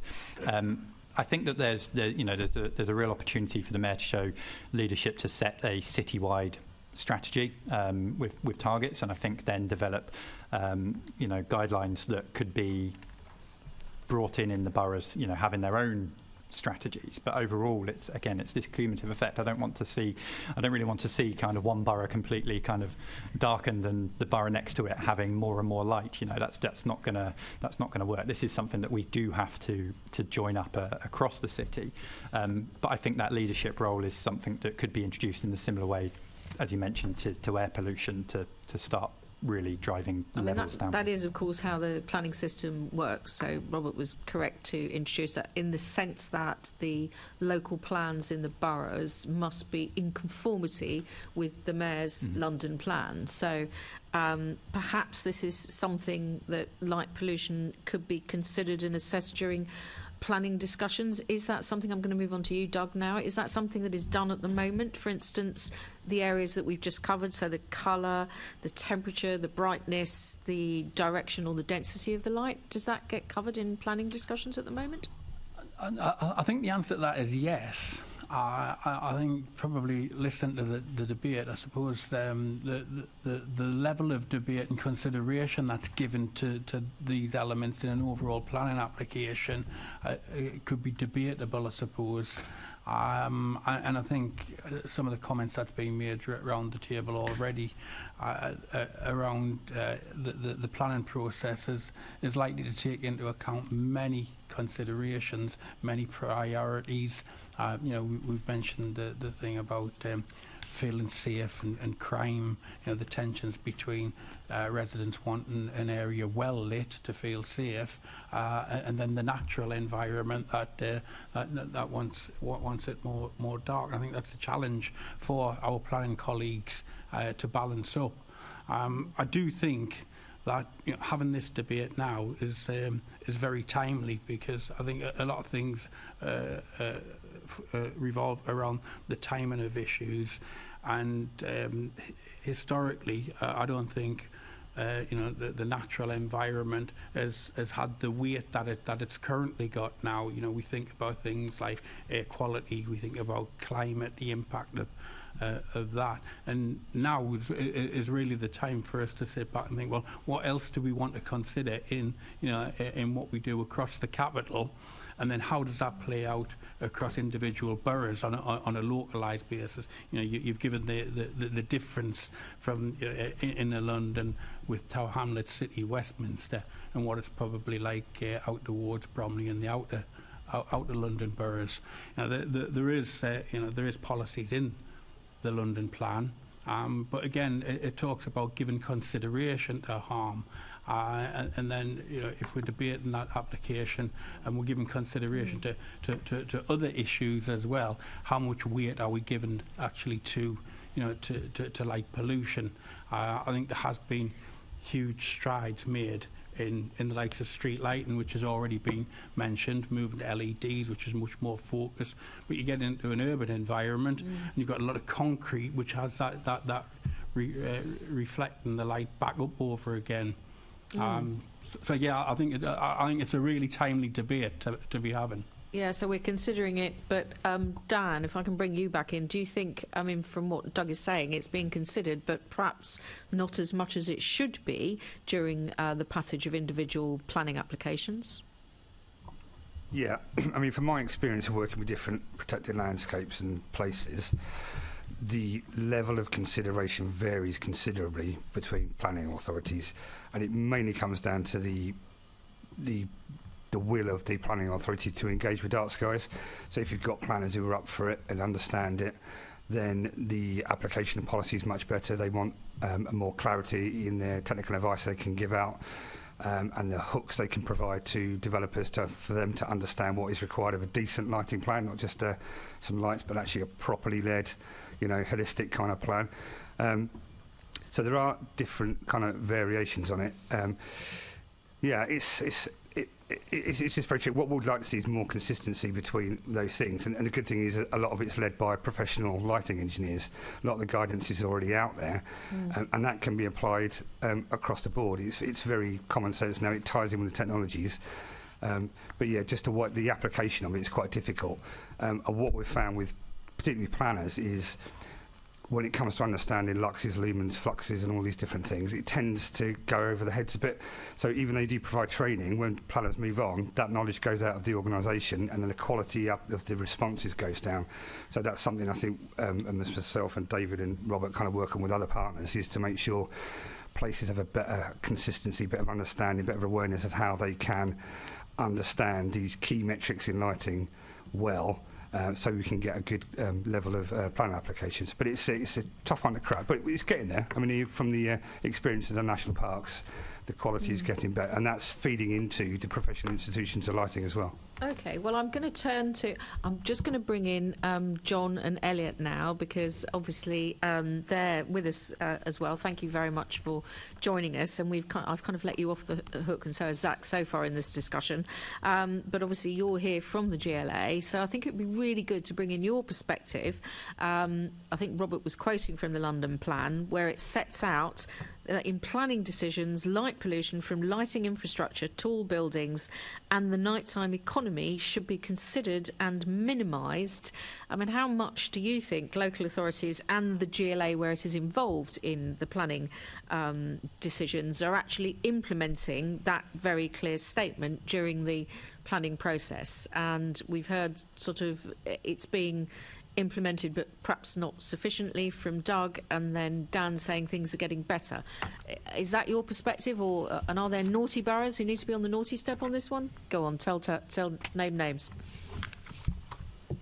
Thank you for the question. Often when we think about planning as a means to control the use of land, we think about planning policies and determination of applications. And indeed, the Mayor's London Plan does contain various policies that deal with that issue.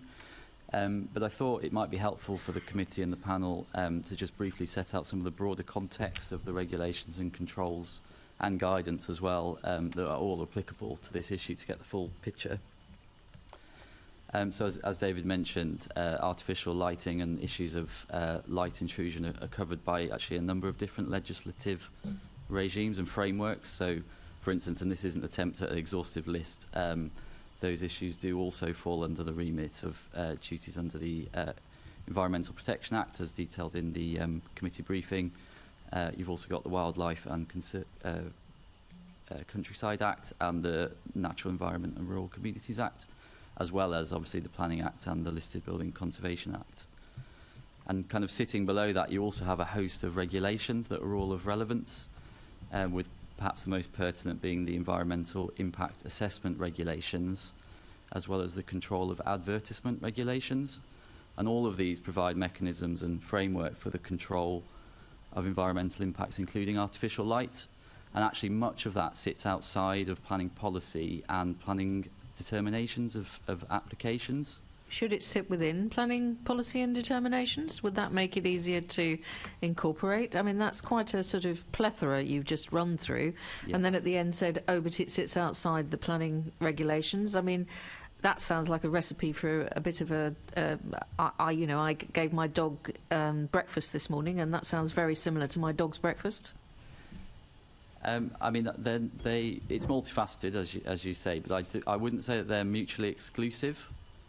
There's often processes, for instance, with the EIA, where one comes first and informs the planning decision. But it is important for this discussion to note that there are other regimes that are in force as well.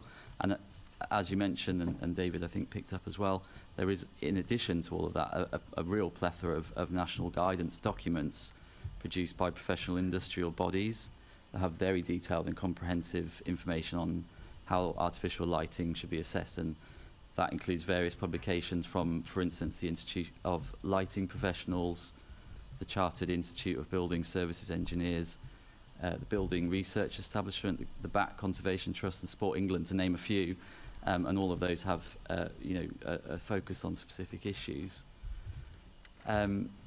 But coming back to the context of planning policy and application, it is absolutely the case that artificial light does need to be considered when a development may increase levels of lighting, and it's important that the LPA make sure that that decision results in the right amount of light in the right place and for the right time, and that is reflected in the National Planning Policy Framework, as detailed in the briefing note. But in most cases, these environmental effects will remain kind of localised in nature and scale, and not generally on the strategic nature or of a strategic nature. And as the committee will know, the vast majority of planning decisions in London are not referable to the mayor and are assessed and determined at a local level by LPAs against their local development plans. And really, for the minority of cases that are referred to the mayor, many will have actually already been through an environmental impact assessment process, and where that shows that there are potentially strategic impacts, they'll be accompanied by environmental statements which contain highly detailed information assessments on intrusive lighting, and that all of that falls outside of the actual planning application. Just to conclude, and then we can talk about the policies if you like, most of, if not all of the boroughs, as local planning authorities, have already produced or are producing specific policies that deal with issues of light intrusion for new developments. And when determining applications, they also have the ability to impose planning conditions that relate to external lighting, which include curfew hours, by the way, and lumen levels. And planners may, and often do in issues where it's complex, consult with lighting professionals as part of that process to get those mitigation measures right. And as I mentioned earlier, all of those decisions are informed by those national guidance documents produced by industry bodies, and those are material considerations in very similar way to the way that planners utilise national guidance for assessing impacts on daylight and sunlight. And those are not replicated at a local level, but are referred to across the board, really, when making decisions. I mean, you've opened up quite a number of different areas to dig into. I mean, one of the things that you've just said is that during the planning process, it is possible for conditions to be placed on buildings in terms of curfew hours for lighting, and yet at the same time we started this discussion with the discussion saying, well, we've addressed a number of problems relating to street lamps, but there are more and more buildings with lights on. So is this actually working, and is there somewhere that you can refer buildings back that leave their lights on, and can this be enforced in any way? Yeah, so for any planning condition to be attached to a determination, it has to be enforceable. It's one of the standard tests. Yep. And so if mitigation is deemed necessary to make a scheme acceptable, then that condition would be applied, and it could be enforced against at a later date by the planning enforcement. My experience of that is limited, to be honest, but the mechanism exists. And I do know that's that what I was going to say. Are there any examples of where enforcement has... I mean, obviously, I'm aware of how planning works and if you put conditions on, but I am not aware of any case. It could just be that I'm ignorant, that someone has been enforced against for leaving their lights on in their office or their shop for too long. I mean, please correct me, somebody on the panel, to tell me that this is happening across London all the time. Oh, Doug, and then David. Yeah, I suppose I'll put my hand up for trying to respond to that. I don't think it's a very positive response, though. I think you're absolutely right. I think the likes of plan enforcement are probably overwhelmed with a huge amount of issues that they deal with breaches in planning compliance. It'll be based on the level of complaints received to the local authority, and then, like everything, trying to balance capacity and priorities around addressing that. And if I'm being totally honest, lights being left on in a building is probably not one of the top priorities. Again, why we're probably having this debate now. Should this be of greater priority in consideration? So it's interesting, isn't it? Because we're not very happy if water is polluted. We've also moved on to now being not very happy that we're polluting the air. We're worried about the impact of noise, and we've got, as we've agreed, WHO guidelines and all the rest of it. And yet, because although we call it light pollution, I don't think we're still not taking it seriously, because it's very much at the bottom of the list, isn't it? David, you wanted to come in as well. Yeah, I just wanted to say that I don't know of any examples where they've gone back and gone, right, that's got to change. And I think too often we have well-lauded, sustainable, eco-friendly buildings. We're sat in one. I would like to question what light pollution impact assessment was conducted on this building, given that there are skylights that have, as far as I can tell, no shields, no screens on them. There are, they're all big glass-fronted buildings, which do cast light out. So, how's that actually being enforced and taken into consideration? All of these planning regimes are great, providing you have the expertise to conduct a thorough impact assessment on the very specific nature of flora and fauna that live in those areas, and that too often isn't happening. I think this comes down to a couple of things, and before we kind of go into more depth on the planning side of things, I believe, light pollution is not a planning issue. It is considered a planning issue, but it is no longer a planning issue. It is an environmental issue. It is a social justice issue. It's a human health issue. It is not just planning, and too often we just consider it planning. If we only consider it as planning, we're accepting the levels of light pollution that we currently have, because most buildings, most lights are built and installed. So we have to, this is where we're looking at targets and treating it like other pollutants to reduce those levels that currently exist. And I should just say that there is, on the, albeit in the Environmental Protection Act, the nuisance laws with regards to lighting are available. So if somebody, a person was, felt that a light, whether it be a light left on in a building or etc., is treated in such a way, there is a way of coming back against that and taking enforcement. However, there's a very, very narrow set of criteria that applies to, and it does not apply to the natural world. It only applies to people, essentially. So there's a whole load of things that kind of, I feel, need to be updated in order to consider the wider environment. Thank you. I'm just going to pause and see if the chair wants to introduce our new guests who've all just come into the chamber just behind you. We're just talking about light at the moment. Is there anybody who leaves the light on all the time, or are you all you leave the light on? Well, that's very, very, I'm afraid that's very naughty. That's what our guests who are sitting down here are saying, is that we should all be turning the lights off more. Who can see the stars at night if they go into outside of their house? Who can see them? Wow. Okay, that's very good. So we're now going to find out where they're from. Thank you, Assembly Member Cooper. This is a Keir Hardy Primary School in Newham, and this is the school council, so you're very welcome to the City Hall chamber here. This is the Environment Committee, and as Leonie said, we are discussing light pollution.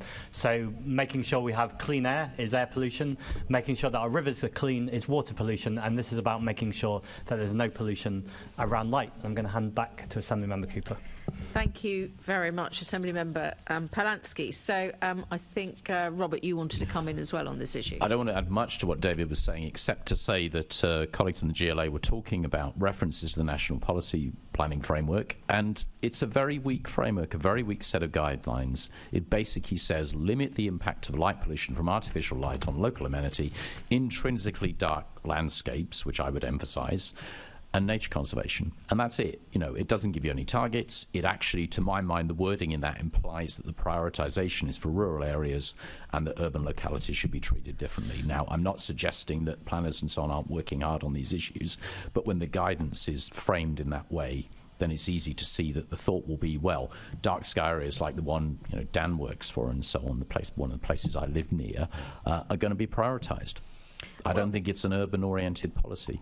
So that's very interesting. So we've talked about the local planning policy framework. We've talked about the mayoral London plan that sits in between that and the national policy framework. So I guess my question that follows my similar question earlier on was, well, do you think the mayor should set some guidelines over the whole of London that then perhaps the boroughs comply with? And I think we agreed that that would be helpful.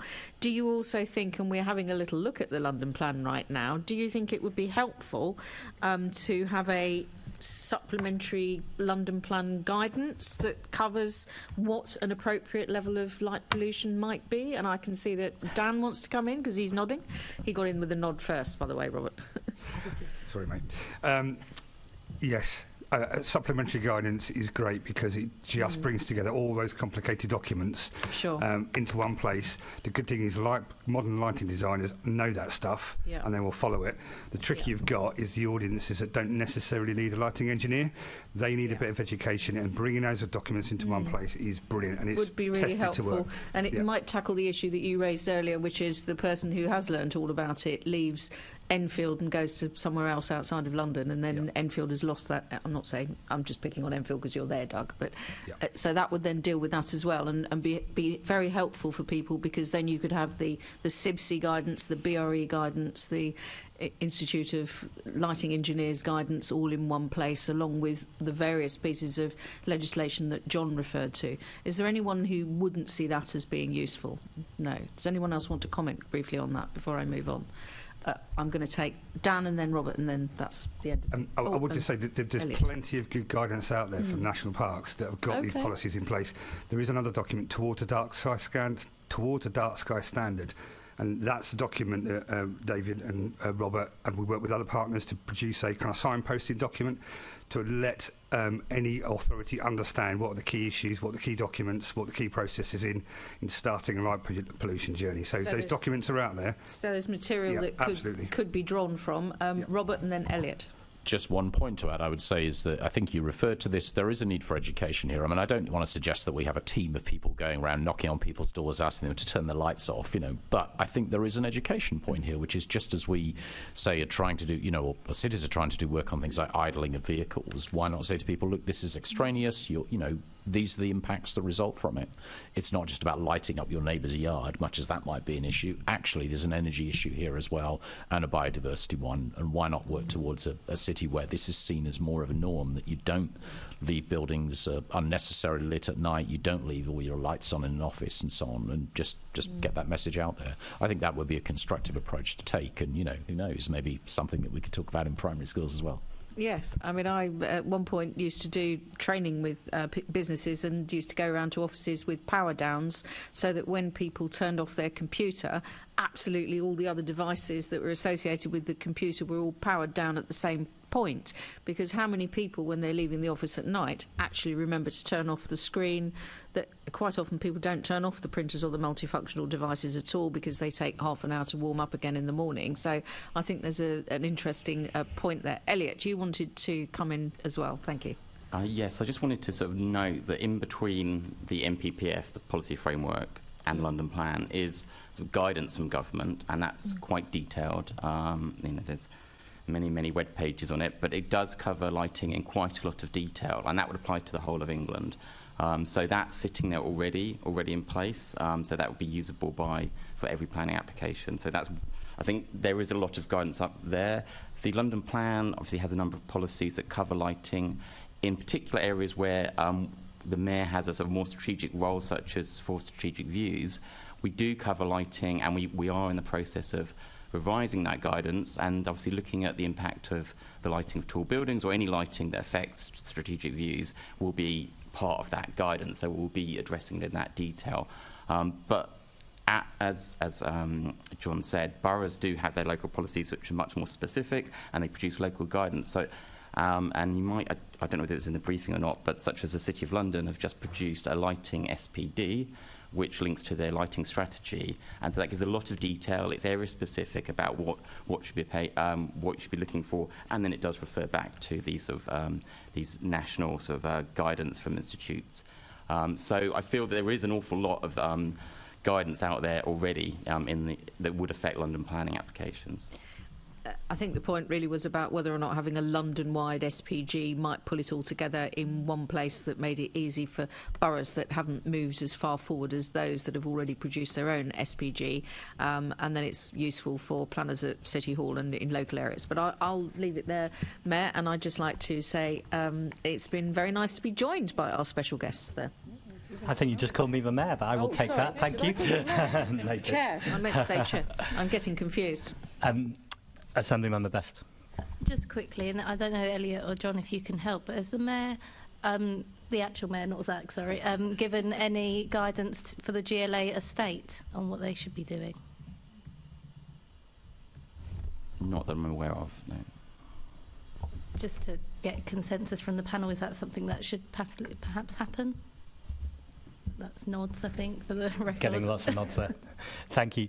I should say to the young people that we're all Assembly members from different political parties, but we all work together to make the best evidence from the experts for Londoners. And I'm going to hand over in a moment to Assembly Member Clark, who's from the Labour Party, which you will know from Keir Hardie being the first MP and founder. And I think Anne's going to ask questions about your area as well. Oh, they're not my own. So I'm in Barnet and Camden, but very much welcome, and thank you for being on the Student Council. I think that's really important work, and it's showing young leadership, which is excellent to see. So coming on to a more specific example, obviously lots of the news is the MSG sphere in Stratford, and it's turning out to be quite a strong example of the impact on light pollution on a planning application. I'm just wondering from John and Elliot, we've heard a lot about guidance and legislation and powers this morning. Would you be able to comment on the MSG sphere, given its potential impact on light pollution? I'm afraid we can't comment. It's a case the Mayor's going to be considering at stage 2 shortly. So.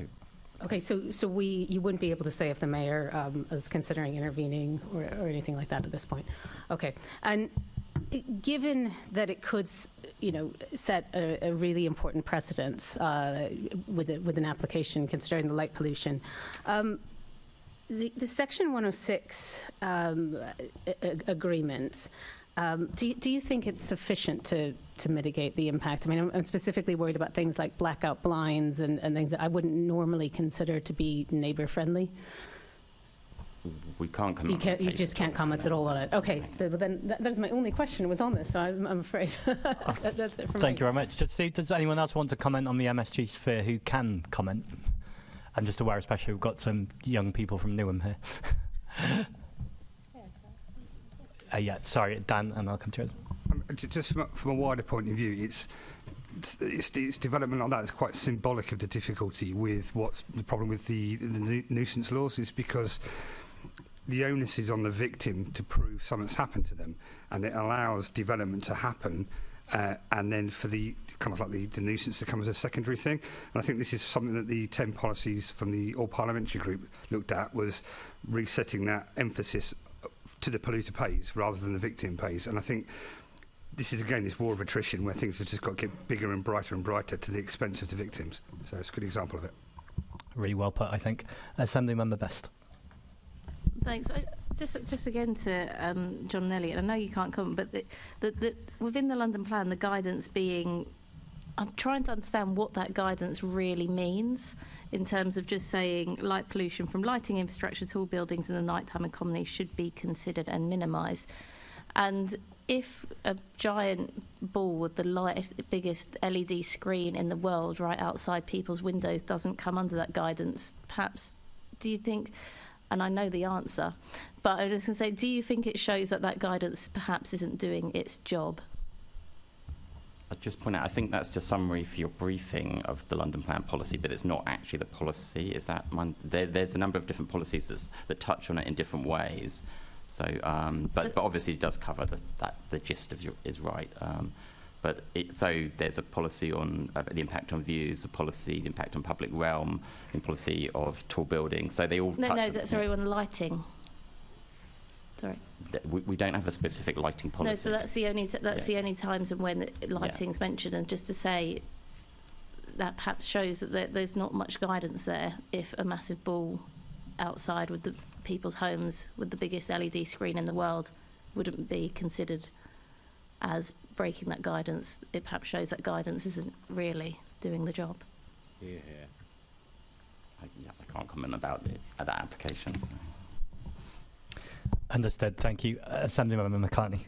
Yes, on that, can I ask, is there any, again to Elliot, is there any national guidance that would come under? Because I know that the London Plan has to be then in conformity with national planning guidance as well. Yeah, I'll take this one. So, yes, I think Elliot actually mentioned some of the national guidance that exists that helps support the national planning policy framework. So the government keeps an up-to-date website with all its planning guidance, and there is actually quite a significant page on issues of light intrusion, and it covers kind of issues of light spill, shine, luminance, and also ecology impact. So yes, I would say that there is that guidance at a national level, as well as all of the professional guidance documents that I mentioned in my opening question. Okay, so any planning application has to have regard to not only the London Plan but national guidance as well. So my next question then, I suppose, to other people is that national guidance fit for purpose, or should it be stronger? Well, I'd say no, because you only have to look at the proliferation of buildings of that type. I mean, if the guidance, well, it's a test, I guess, isn't it? We'll see how this is determined. But at the moment, the fact that a developer feels able to come forward with that kind of proposal suggests to me that they have some confidence that it'll be approved. And if that's the case, then I would argue that the guidance at a national level is not fit for purpose. It's alluding to the need to control light pollution, but it doesn't appear to have enough teeth, and certainly in that urban setting. You know, it might be that there are good actors in local authorities like the one Dan and other people in national parks, for example, work with, but that relies on that piecemeal framework. And, you know, frankly, I think it would be an absolutely terrible development if that goes ahead, not just for the people who happen to live in the vicinity of that and the sky they'll no longer enjoy, but the precedent it will set for the rest of the UK as well. You know, I can't see how you could argue that it's fit for purpose at this point. Okay. Yeah, I quite agree. I think it's outdated. It doesn't bring into account the new strength of LEDs that we see now. So, you know, from that side of things, definitely needs being brought up to date and, you know, enforced in a much better way. Just particularly on the sphere itself, I think, you know, the ecological impacts from that could be quite catastrophic. It's very hard to compare it to other examples, but if you were to look at a city like New York, where they have the Remembrance Towers of Light, which they light up on September the 11th every year, they've been studied quite significantly with regards to the number of birds that they bring in, and this is a city of New York. You know, it's a city of lights. It's well lit. When those lights go on, all of a sudden, you know, it's bringing in all of these birds that aren't there, and they can be seen on weather radars, because it's in the middle of the migratory season. You know, something like this screen that all of a sudden is going to introduce a significant extra amount of light could have that similar effect, even in a city as bright and as light polluted as London. So how they can say, you know, how they can confidently say there's going to be no environmental impact or no ecological impact on that, I have no idea how that's possible. So it's, you know, if it's ignored, then it's definitely not fit for purpose. It seems to me that whilst we can make recommendations to the Mayor, we also obviously need to make some recommendations to government, because, as we've talked about before, light is a consideration. And if that was beefed up in national guidance, it would allow the Mayor and local authorities to set much more stringent standards. So that's very helpful. Thank you. But can I ask Doug now? And we've talked a little bit about the extent to which local authorities look at light pollution with regards to planning applications. But I've just done a little search and put out in some random local authorities and done a search for light pollution strategies, and I can't find any, whether it's Enfield or other authorities. There was plenty about light nuisance and individual complaints about light. And we've talked a little bit about street lamps and LED, and again I looked at Enfield Council's press release about the new LED lighting, and it was about it's daylight, white light, and it's good for pedestrians and car drivers, because they'll be able to see better to avoid accidents, but nothing about environmental factors, other than it's more green form of lighting, but nothing about health or about bug life, if you like, insects and so forth. And so I was just wondering, Doug, from your knowledge, is there a move, or should there be a move in London authorities to have light pollution strategies that go outside just complaints about light nuisance? Yeah, I think that's a really good point. I think it's a really good point that you raised there. I think the simple and short answer would be yes. I think there should be. I think just to put a little bit of background into that, I think that where local authorities, London boroughs, probably come from on dealing with this is probably a much more individual, functional, technical perspective, rather than a strategic view of light pollution. So we talk about buildings, so they'll be looked at in their own rights for what the building a planning application is submitted for, what the function of that building is, and how it's going to impact on the local economy, etc. I think with regards to street lights, probably the big driver around street lights has been around energy consumption, carbon, and costs, and the efficiency and effectiveness of a street light in what its primary function is for, in lighting the highway, the footway, and the road. And little consideration or thought into the environmental impacts. I'm not saying no consideration, because I know, being involved in the replacement of the street lamps, that there was consideration and the benefits of directing that light, and the reduction in light pollution. But I think coming back to the fundamental around is a recommendation for the mayor, and I think consistency across London. I think that would be really helpful for boroughs to keep them on track. As a supplementary planning document, as a policy note. We have local documents in Enfield. They differ locally for different reasons. So we've got development management documents that relate to light, and I do know that it gets used and applied. We have got some good planners at Enfield, and some projects that we put forward. I know we get pushback around light pollution, especially from heritage sites, and how it impacts on local residents, and have to redesign. So I think the answer is yes to the question, Joanne. Okay, thank you. I think it was Dan earlier on gave a lot of information about street lights and the different Kelvins and whatever. And I remember when you put in your street lights, and I think Haringey has done a similar replacement, that about 18 months ago I saw on social media residents in Enfield, because we have some roads are half Enfield, half Haringey, showing the difference in light between one end of the street to the other, because I think you were dimming yours a lot more than Haringey, and there was a lot of residential concern around that. So I just wanted to ask about, I suppose, the standards that different local authorities use, because I know in your press release you say you've now got a new central management system. So I presume that means they're remotely controlled, so you can dim them at different times of day and so forth. Is there a standard set or lighting intensity in London boroughs? Absolutely, and not all boroughs adhere to those sort of British standards for lighting the highway. And one of the things that we did when we replaced all the 22,000 street lights was our engineers. They did a comprehensive piece of work around, again, the driver being energy reduction, etc. We've got that central management system that gives us the ability to raise and lower the light levels,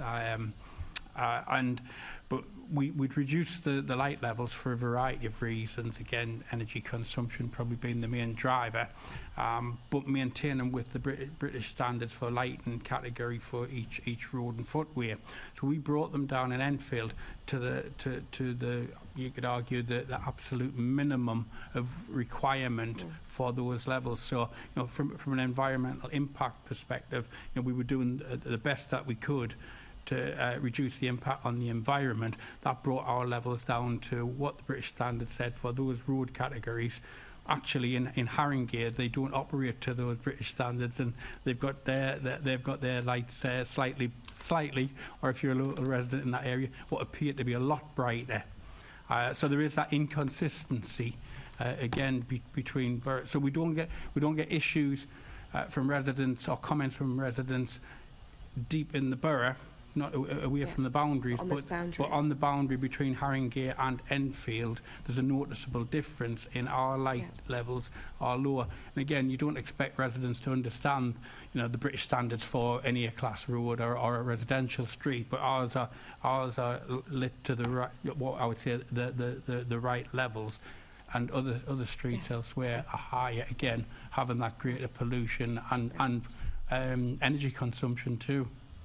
I think it was quite interesting just watching residents with their social media walking from one end of a street to another. Yeah. and I suppose I know there's different factors in there. We're going to come on to safety issues shortly, but obviously environmental issues should be counted as well. I wanted to ask, perhaps David can just pick up that point around different local authorities dimming lights in different ways. I mean, different areas are different and need different lighting, but should there be more of a standardisation, do you think? Yeah, I think so, and this is where we've got these very piecemeal kind of pieces of legislation, no comprehensive kind of driver for all of these things to be kind of, let's say, levelled out. And, from an environmental perspective, this can create barriers. It can limit connectivity between landscapes, as I mentioned, kind of having that brighter and darker contrast. I think with regards to the standards, we see all too often that the standard's almost a target, rather the top end rather than the minimum end. And actually those minimum ends are there and they can be met. And with technology now, we can lower those, we can dim lighting kind of over the course of the night, and these technologies should be used and should be encouraged. Rather than it just kind of going for the top end. So that's going to have a massive benefit to the environment as well as to people as well, without having that contrast. I would just say on the energy consumption side of things, we've seen a marked increase in the amount of light pollution globally since LEDs have been rolled out. So in the UK, that's been really since 2017. I think we've seen an increase of about 10% of light pollutions globally since 2011, and it continues to rise. And there's this paradox of going, we can have lower energy consumption, so we can put in more lighting. So we're kind of having wins on one aspect of here, but we're increasing the other thing. So we have to be careful about kind of looking at the energy gains with regards to the increases in light pollution as well. Thank you, Robert. Just on that, actually, David's referring to a paper by Chris Kaiber from Berlin, which came out quite recently. I know about it because we published it, but it's actually 10% a year is the increase in global light pollution. So, the sky brightening is accelerating. Now, that's probably driven by the industrialization in different parts of the world, but it's a very rapid change and a systemic global one. One quirky thing I was going to mention, if you want innovation in lighting design, there's also a paper by two Danish researchers, Camilla Ratzak and Mette Fass, which talk about using the moon as a light source as well. So actually dimming your lights to compensate for full moon and so on. You can do that with intelligent design too, which would further reduce your energy burden. Yes. Thank you. Well, I grew up in a very rural area, and you either walked the lanes by moonlight or you took a torch with you. So very different here in the city. But I have another question, if I can, Chair, and that's about advertising hoardings. Local authorities have been very cash-strapped over the last 10 years. They've had their funding cut, and a lot of them have been very keen to take advertising revenue. But that's often led to particularly also quite high up hoardings, but particularly on the pavement. Lots of new illuminated pavement signs, if you like. I don't know, Doug, perhaps I can start with you as to know whether councils in general, not just Enfield, but councils in general, when they were looking at that, was it primarily for funding purposes that you've had this plethora of new advertising, illuminated hoardings, and has there been any restrictions put on them, perhaps so that they are dimmed at night time or I mean, I think I'm an Enfield resident, and I do notice them at night. Yeah, and I think you're absolutely right. It's probably been driven by finances around bringing some income in to support the council's budget. But I do know, again, speaking from an Enfield perspective, that that when we've done that, you know, our planning colleagues do use our local planning policies around you know, some restrictions in what can go out in what locations, and I think if we think about the very nature of advertising, when you're working with the advertising companies, these are going to tend to be in very high footfall town centre locations because of the very nature of what they're trying to do. You don't tend to see them in quieter streets and darkened areas. So they do lend themselves, if you know, putting aside how rigorous the policies are, I think they do lend themselves to these town centre busy areas where they're more accepted. Again, the management, the size of them, etc. I know our planning colleagues are quite strict with that before we install any. Again, we're sort of moving out towards an outer London borough, and that's very different as you get into city centres on the size, scale, and brightness of them. I'm sure that, you know, different rules and policies would apply there. Thank you. Can I just ask, has any other guests had any interactions or knowledge of this, or is there any talks to the advertising industry about what they can do to mitigate? Dan? Yeah, I mean, adverts are going to be subject to regulations, and there is a document by the Institute of Enlightened Professionals that gives luminance levels for different places. So how well they're followed, I don't know. But yeah, I mean, that's the other document I can think of. Thank you. Thank you, Chair. Thank you very much. Assembly Member Devonish indicated. Thanks for your patience. I just wanted to come in, thank you, Chair, at Robert's point at the end when he talked about a 10% increase. When I hear 10% increase, immediately my hand goes up, and I feel that it's the kind of thing we can use on social media to try and drive the change we need to drive. Could you send the link to that? Because I think those are the kind of things that we can really do to encourage government, the mayor, and boroughs to do more on this very important issue. Thank you. I'd be happy to do that, and also if there's any, you know, if the committee needs any more information, that links and information we've referred to, then we can pull that together for you as well. But yeah, it's to stress that globally 10% a year is the change. It's not 10% over a decade, it is an accelerating change. That's extraordinary. We always appreciate more information. Thank you. Assembly Member Best to finish us off. Thanks, Chair. The first question I was going to ask is whether the Mayor and local authority should encourage businesses to switch off unnecessary lights, but I think we've reached consensus on that. So, but to perhaps ask if there is any ways that you think that we could look to incentivise that change. Does anyone in the panel? Yes, David. I think the first thing to point out is that light pollution, it represents wasted energy, which represents wasted money. So, you know, if there are lights in buildings or on advertising screens that are not serving any function, you know, whether there's, you know, no footfall around at those particular times of night, that's something that actually should be driven forward. Too often their response is, oh, they're LEDs, so they don't cost anything, but they do all, this does all add up. So I think that side of things, and it's really awareness. I think awareness education needs to go forward on those sides of things, and that's probably the best way I think that incentives can be made. So perhaps awareness, could that be achieved through some sort of mayoral campaign, or through business forums raising the issue of saving this? The other question I had is whether, I don't know if any of the panel would know what the effect of obviously the cost of energy has been, and has that had any effect on light pollution? Has it come down as councils, businesses seen it? Looks, yeah. Okay. I go first. I think it's a bit tentative. So there was some work done by CPRE on this in the night blight studies. It's a bit marginal and hard to tell. I think probably what you were looking at were things like, say, sports facilities and so on, where they weren't able to use them. So they were dimming down a bit. So there was a bit of a decline as a result of COVID. Whether or not it's had a major impact, say, on things like floodlighting through the night and so on, I don't know. I'd need to check the literature for that, but it would be an interesting point.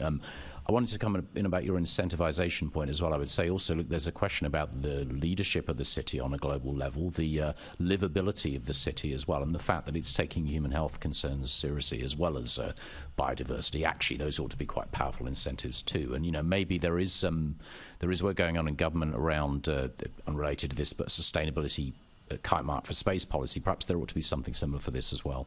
You know, even if it's not easy to make it a mandatory standard, at least to have a good practice kite mark in place. Yeah, so just to give you an example of other local authorities, I know Southampton were looking at the street lighting reductions to save energy, and the CPR report, Shedding Light, asked a lot of local authorities what their attitudes to street lighting was, and unfortunately astronomy in the night sky came way down the list, but at the top was cost. So if Southampton are looking at it, I think other places will probably be thinking about it as well. Hampshire County Council already dims at night as well. A lot of other places do that. West Sussex doesn't even, has got a curfew in it as well. So fingers crossed, if Southampton get a good consultation response from the residents, that could be taken up elsewhere. Thanks. And then I'll just come to Doug quickly to ask you, because we talked earlier about the amount of actual follow through with with conditions on lighting, and this maybe plays into the cost issues. But if these conditions were set on curfews, surely those, and I know planning enforcement is to the wall and it's very, very hard to get a case through, but sometimes those cases can be quite technical, that you can need access to a site, which is the biggest hurdle for officers to overcome.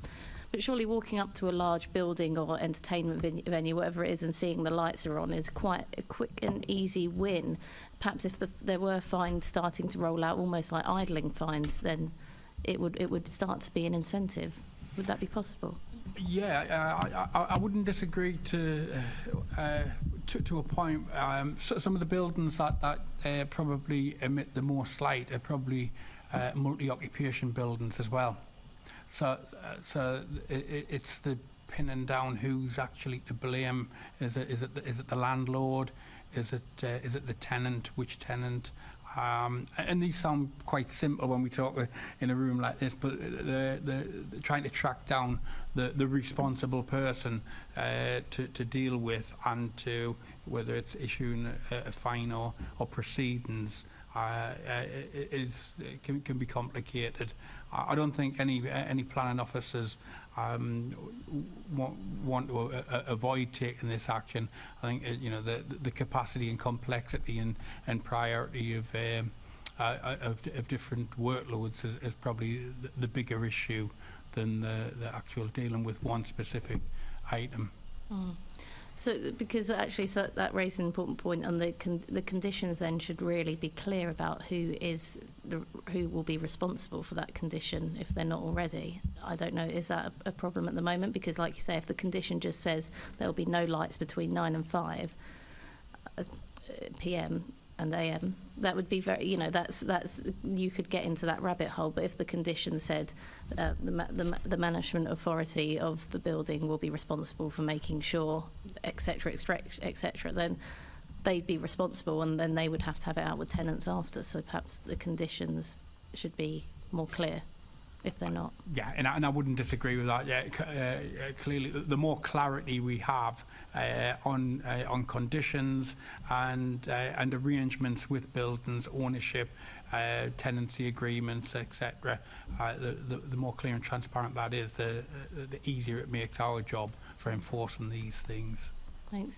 David, I think you wanted to come back. Yeah, it's just quickly on the energy in response to the energy crisis. Internationally, countries took quite quick, rapid action with regards to light pollution and its contribution to their energy levels. So Germany, France, Spain, examples where they did this very quickly, looked immediately at basically I would consider vanity lighting, so the lighting up of municipal buildings and things like that, advertising boardings, that they could quickly go, here's a curfew for when these lights are going to go off, in order to save money. So it has been done elsewhere, and it was done very quickly. It wasn't something, although it's kind of being discussed in plans, it wasn't something that was very quickly rolled out in the UK. And instead, I think there was a sort of a look towards how we get more energy rather than reducing the consumption of energy. So it is something that is factored in elsewhere, and it is actually acted upon. Thanks, but we haven't seen the results of those yet, just simply because of measurements and the length of time that it takes to kind of actually compare likewise. But I think that we'll see that in the coming years. Thanks. And perhaps that's something we picked up earlier, that we should have some clearer guidance for the GLA estate, and that's something that bringing in that cost element of the argument as well, that perhaps can be part of that guidance on why we need to do that across the GLA estate. I was going to now ask if there were any trade-offs to make between adequate public lighting and safety for safety and crime reasons, or cultural and nightlife reasons.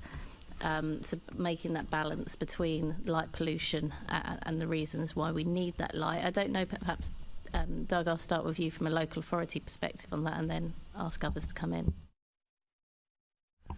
Yeah, and I think I alluded to this very early on in the conversation about the, I suppose, the tensions between different considerations. I know one of the things that we do is we look at things like police crime statistics, etc., to take those into account. And I know the planners do have conversations with the local police, the community safety units, etc. And I think there's also public perception as well, public pressure. Whilst the best will in the world from a technical perspective, we as officers can recommend doing something, but that public pressure and perception around what is safe, or what the public want to make them feel safe. And we operate in a political environment with elected members. So those considerations are all things that have to be taken into account in the design phases of whether it's building or streetscape. So it's a challenge. I remember having conversations about 10 years ago about intelligent cities and using that digital kind of pathway for things like parking, but also lighting. And I don't know if that conversation's come any further now, but things like having lighting when you can tell somebody's entering certain pathways and things like that. But I don't know if that's a conversation that's ever accelerated from there. I think we're all looking at technology to support everything that we do, and again, we're in a sort of a crisis, a cost of living crisis with energy prices. So none more so than now, and we talk about energy reduction because of that.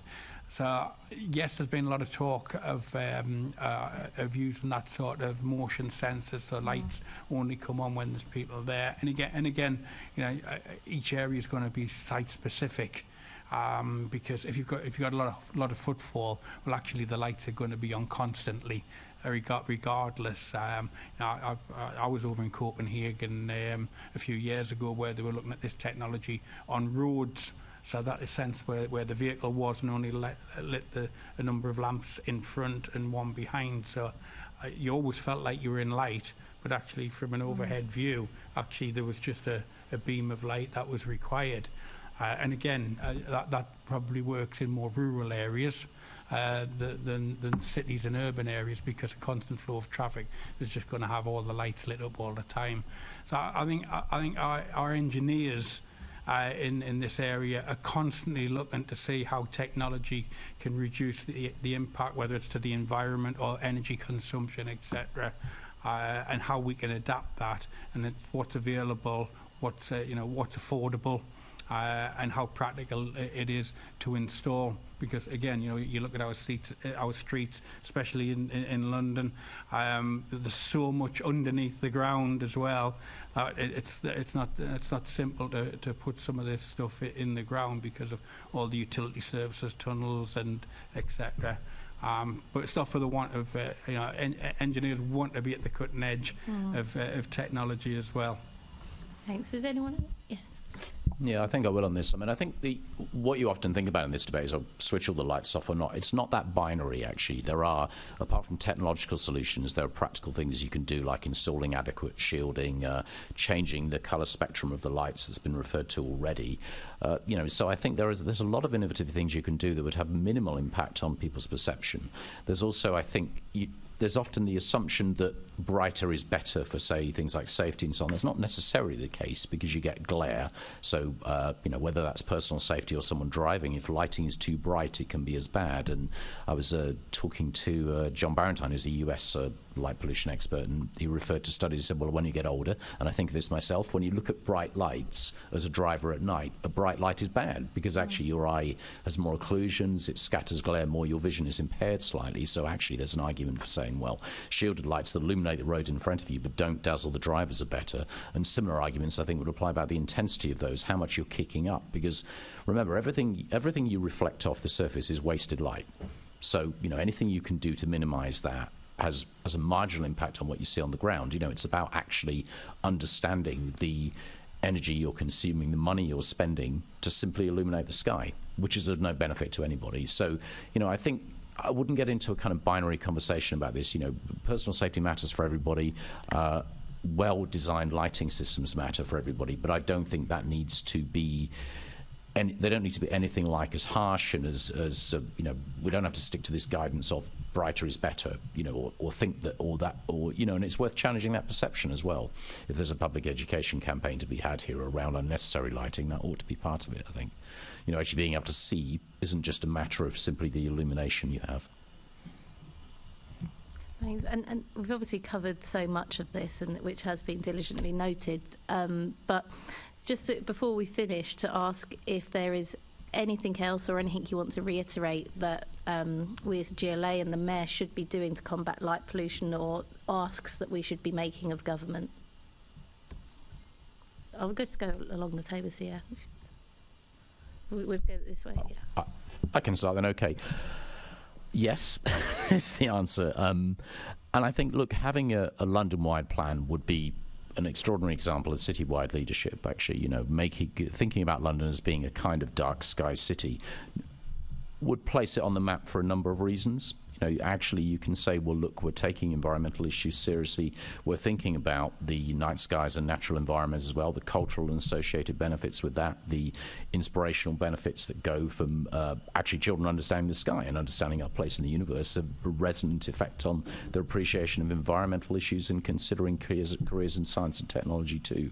So I would argue that would be, would show extraordinary leadership by the city if it was able to do that. I guess I was just looking through my notes on this. Thinking about that disconnect matters, I think. Actually saying this is, again, part of our natural landscape. London has illumination which is 10 times higher than any other region in the UK. Perhaps if you look at, say, central Manchester or somewhere it's similar, but there is work to do here, and I'm convinced that it could be significantly better without a detrimental impact on the nighttime economy, but at the same time a very positive impact on people's health, well-being, and the enjoyment they place in the city as well. I'm just going to see if there's anything else I wanted to mention to you as we've got this opportunity. I don't think so, but I will respond to some of the points that have been made, because there were various things. I'm sure I can find out, for example, a list of cities around the world that have good policies on this. I just don't have it to hand without rudely browsing the web while I'm sitting here, and I don't plan to do that. But yes, I think that would be the thing to do, making sure those targets are in place. Actually seeing that leadership would be really welcome. Yeah, I'd completely agree with what Robert had said. And from my point of view as a dark sky practitioner, I suppose, is due to the monumentally slow pace we can get anything really changed for the better, having champions and having leaders in dark skies and light pollution is just fantastic. It just sets the awareness, the education programs better. You can involve people in a engagement with the night sky they never would have had, that can completely transform their lives. But you need leaders to do it. And whilst there's a slow pace, having something like that would just send a great message to be, for London to be a dark sky city. I'm the chairman of the IDA Places Committee, and we try and get urban night sky places more involved. And this would be a great candidate for, little sites here and there. And I would just say, just the last little point is having that awareness. There's one last little loophole that's related to enforcement, and that's value engineering. That's where you can have a really, really good design. The engineers have done their bit, they've proudly put their fixtures up, but the contractor doesn't get the message, puts it up badly, and it goes through enforcement, and it annoys lighting designers because they put all the effort in and it's destroyed by the weakest link in the chain. And that's something I think is a real challenge to fix, but having the awareness and saying we want to take control of this, we want to help protect light pollution at a community level, that message should start to get through, and maybe it might just focus more enforcement issues in the right places. So leadership is key. I don't have anything to add. No, I don't think anything from me. Thank you. I mean, I do think it somewhat highlights. I feel like perhaps the planning team and the environment team would say a bit more about air quality, and I think it unfortunately, I think it shows kind of where this sits. That's the answer. But thank you. Which is exactly my call, to treat light as a pollutant in everything bar name. It's called light pollution. It is a pollutant. It is active. We know that it's having an impact, but it is not treated as such, and that's where it has to come into environmental strategies as well as being in planning.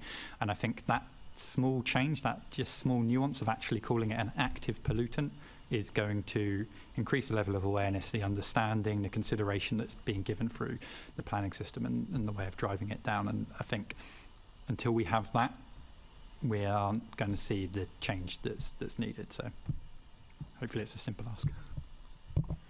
Yeah, very similar to colleagues here. I think for the Mayor to show that London-wide leadership, I think treat it as an environmental strategy. I think you just alluded to and I mentioned earlier about the timeliness around dovetailing it with other strategies around air quality, climate, etc. I think it's a really good time to talk about light pollution as well, in what we do to, with design standards, and have that consistency. So trying to get that consistency across the capital, but equally recognising that there is differences across the boroughs and where they are and how they operate. But I think the Mayor's leadership across the capital to try and drive up the awareness as well, and education around the impacts of light pollution. Thank you. One tiny thing to add is that light pollution is unlike other pollutants in that it doesn't linger, and if you want to solve it, you can switch lights off. It's not like pumping CO2 into the atmosphere. Actually, this one, if there's the political will to do it, I'm convinced it can be solved. It's a very hopeful note to end on. I do want to squeeze in one last question, though, if I can excuse the patience of my assembly members. So I cycle home every night, and I notice we've not talked about cycling. When I'm on the Greenway, really good lighting in terms of it's quite low. I'm imagining it doesn't bother nature much, although I'd be interested to know. When I get to Stratford High Street, I get that glare that Robert was talking about, and suddenly it's horrible. And then I'm through Hackney Marshes, which sometimes is pitch black, which is a lovely experience, but I can imagine for some cyclists is terrifying.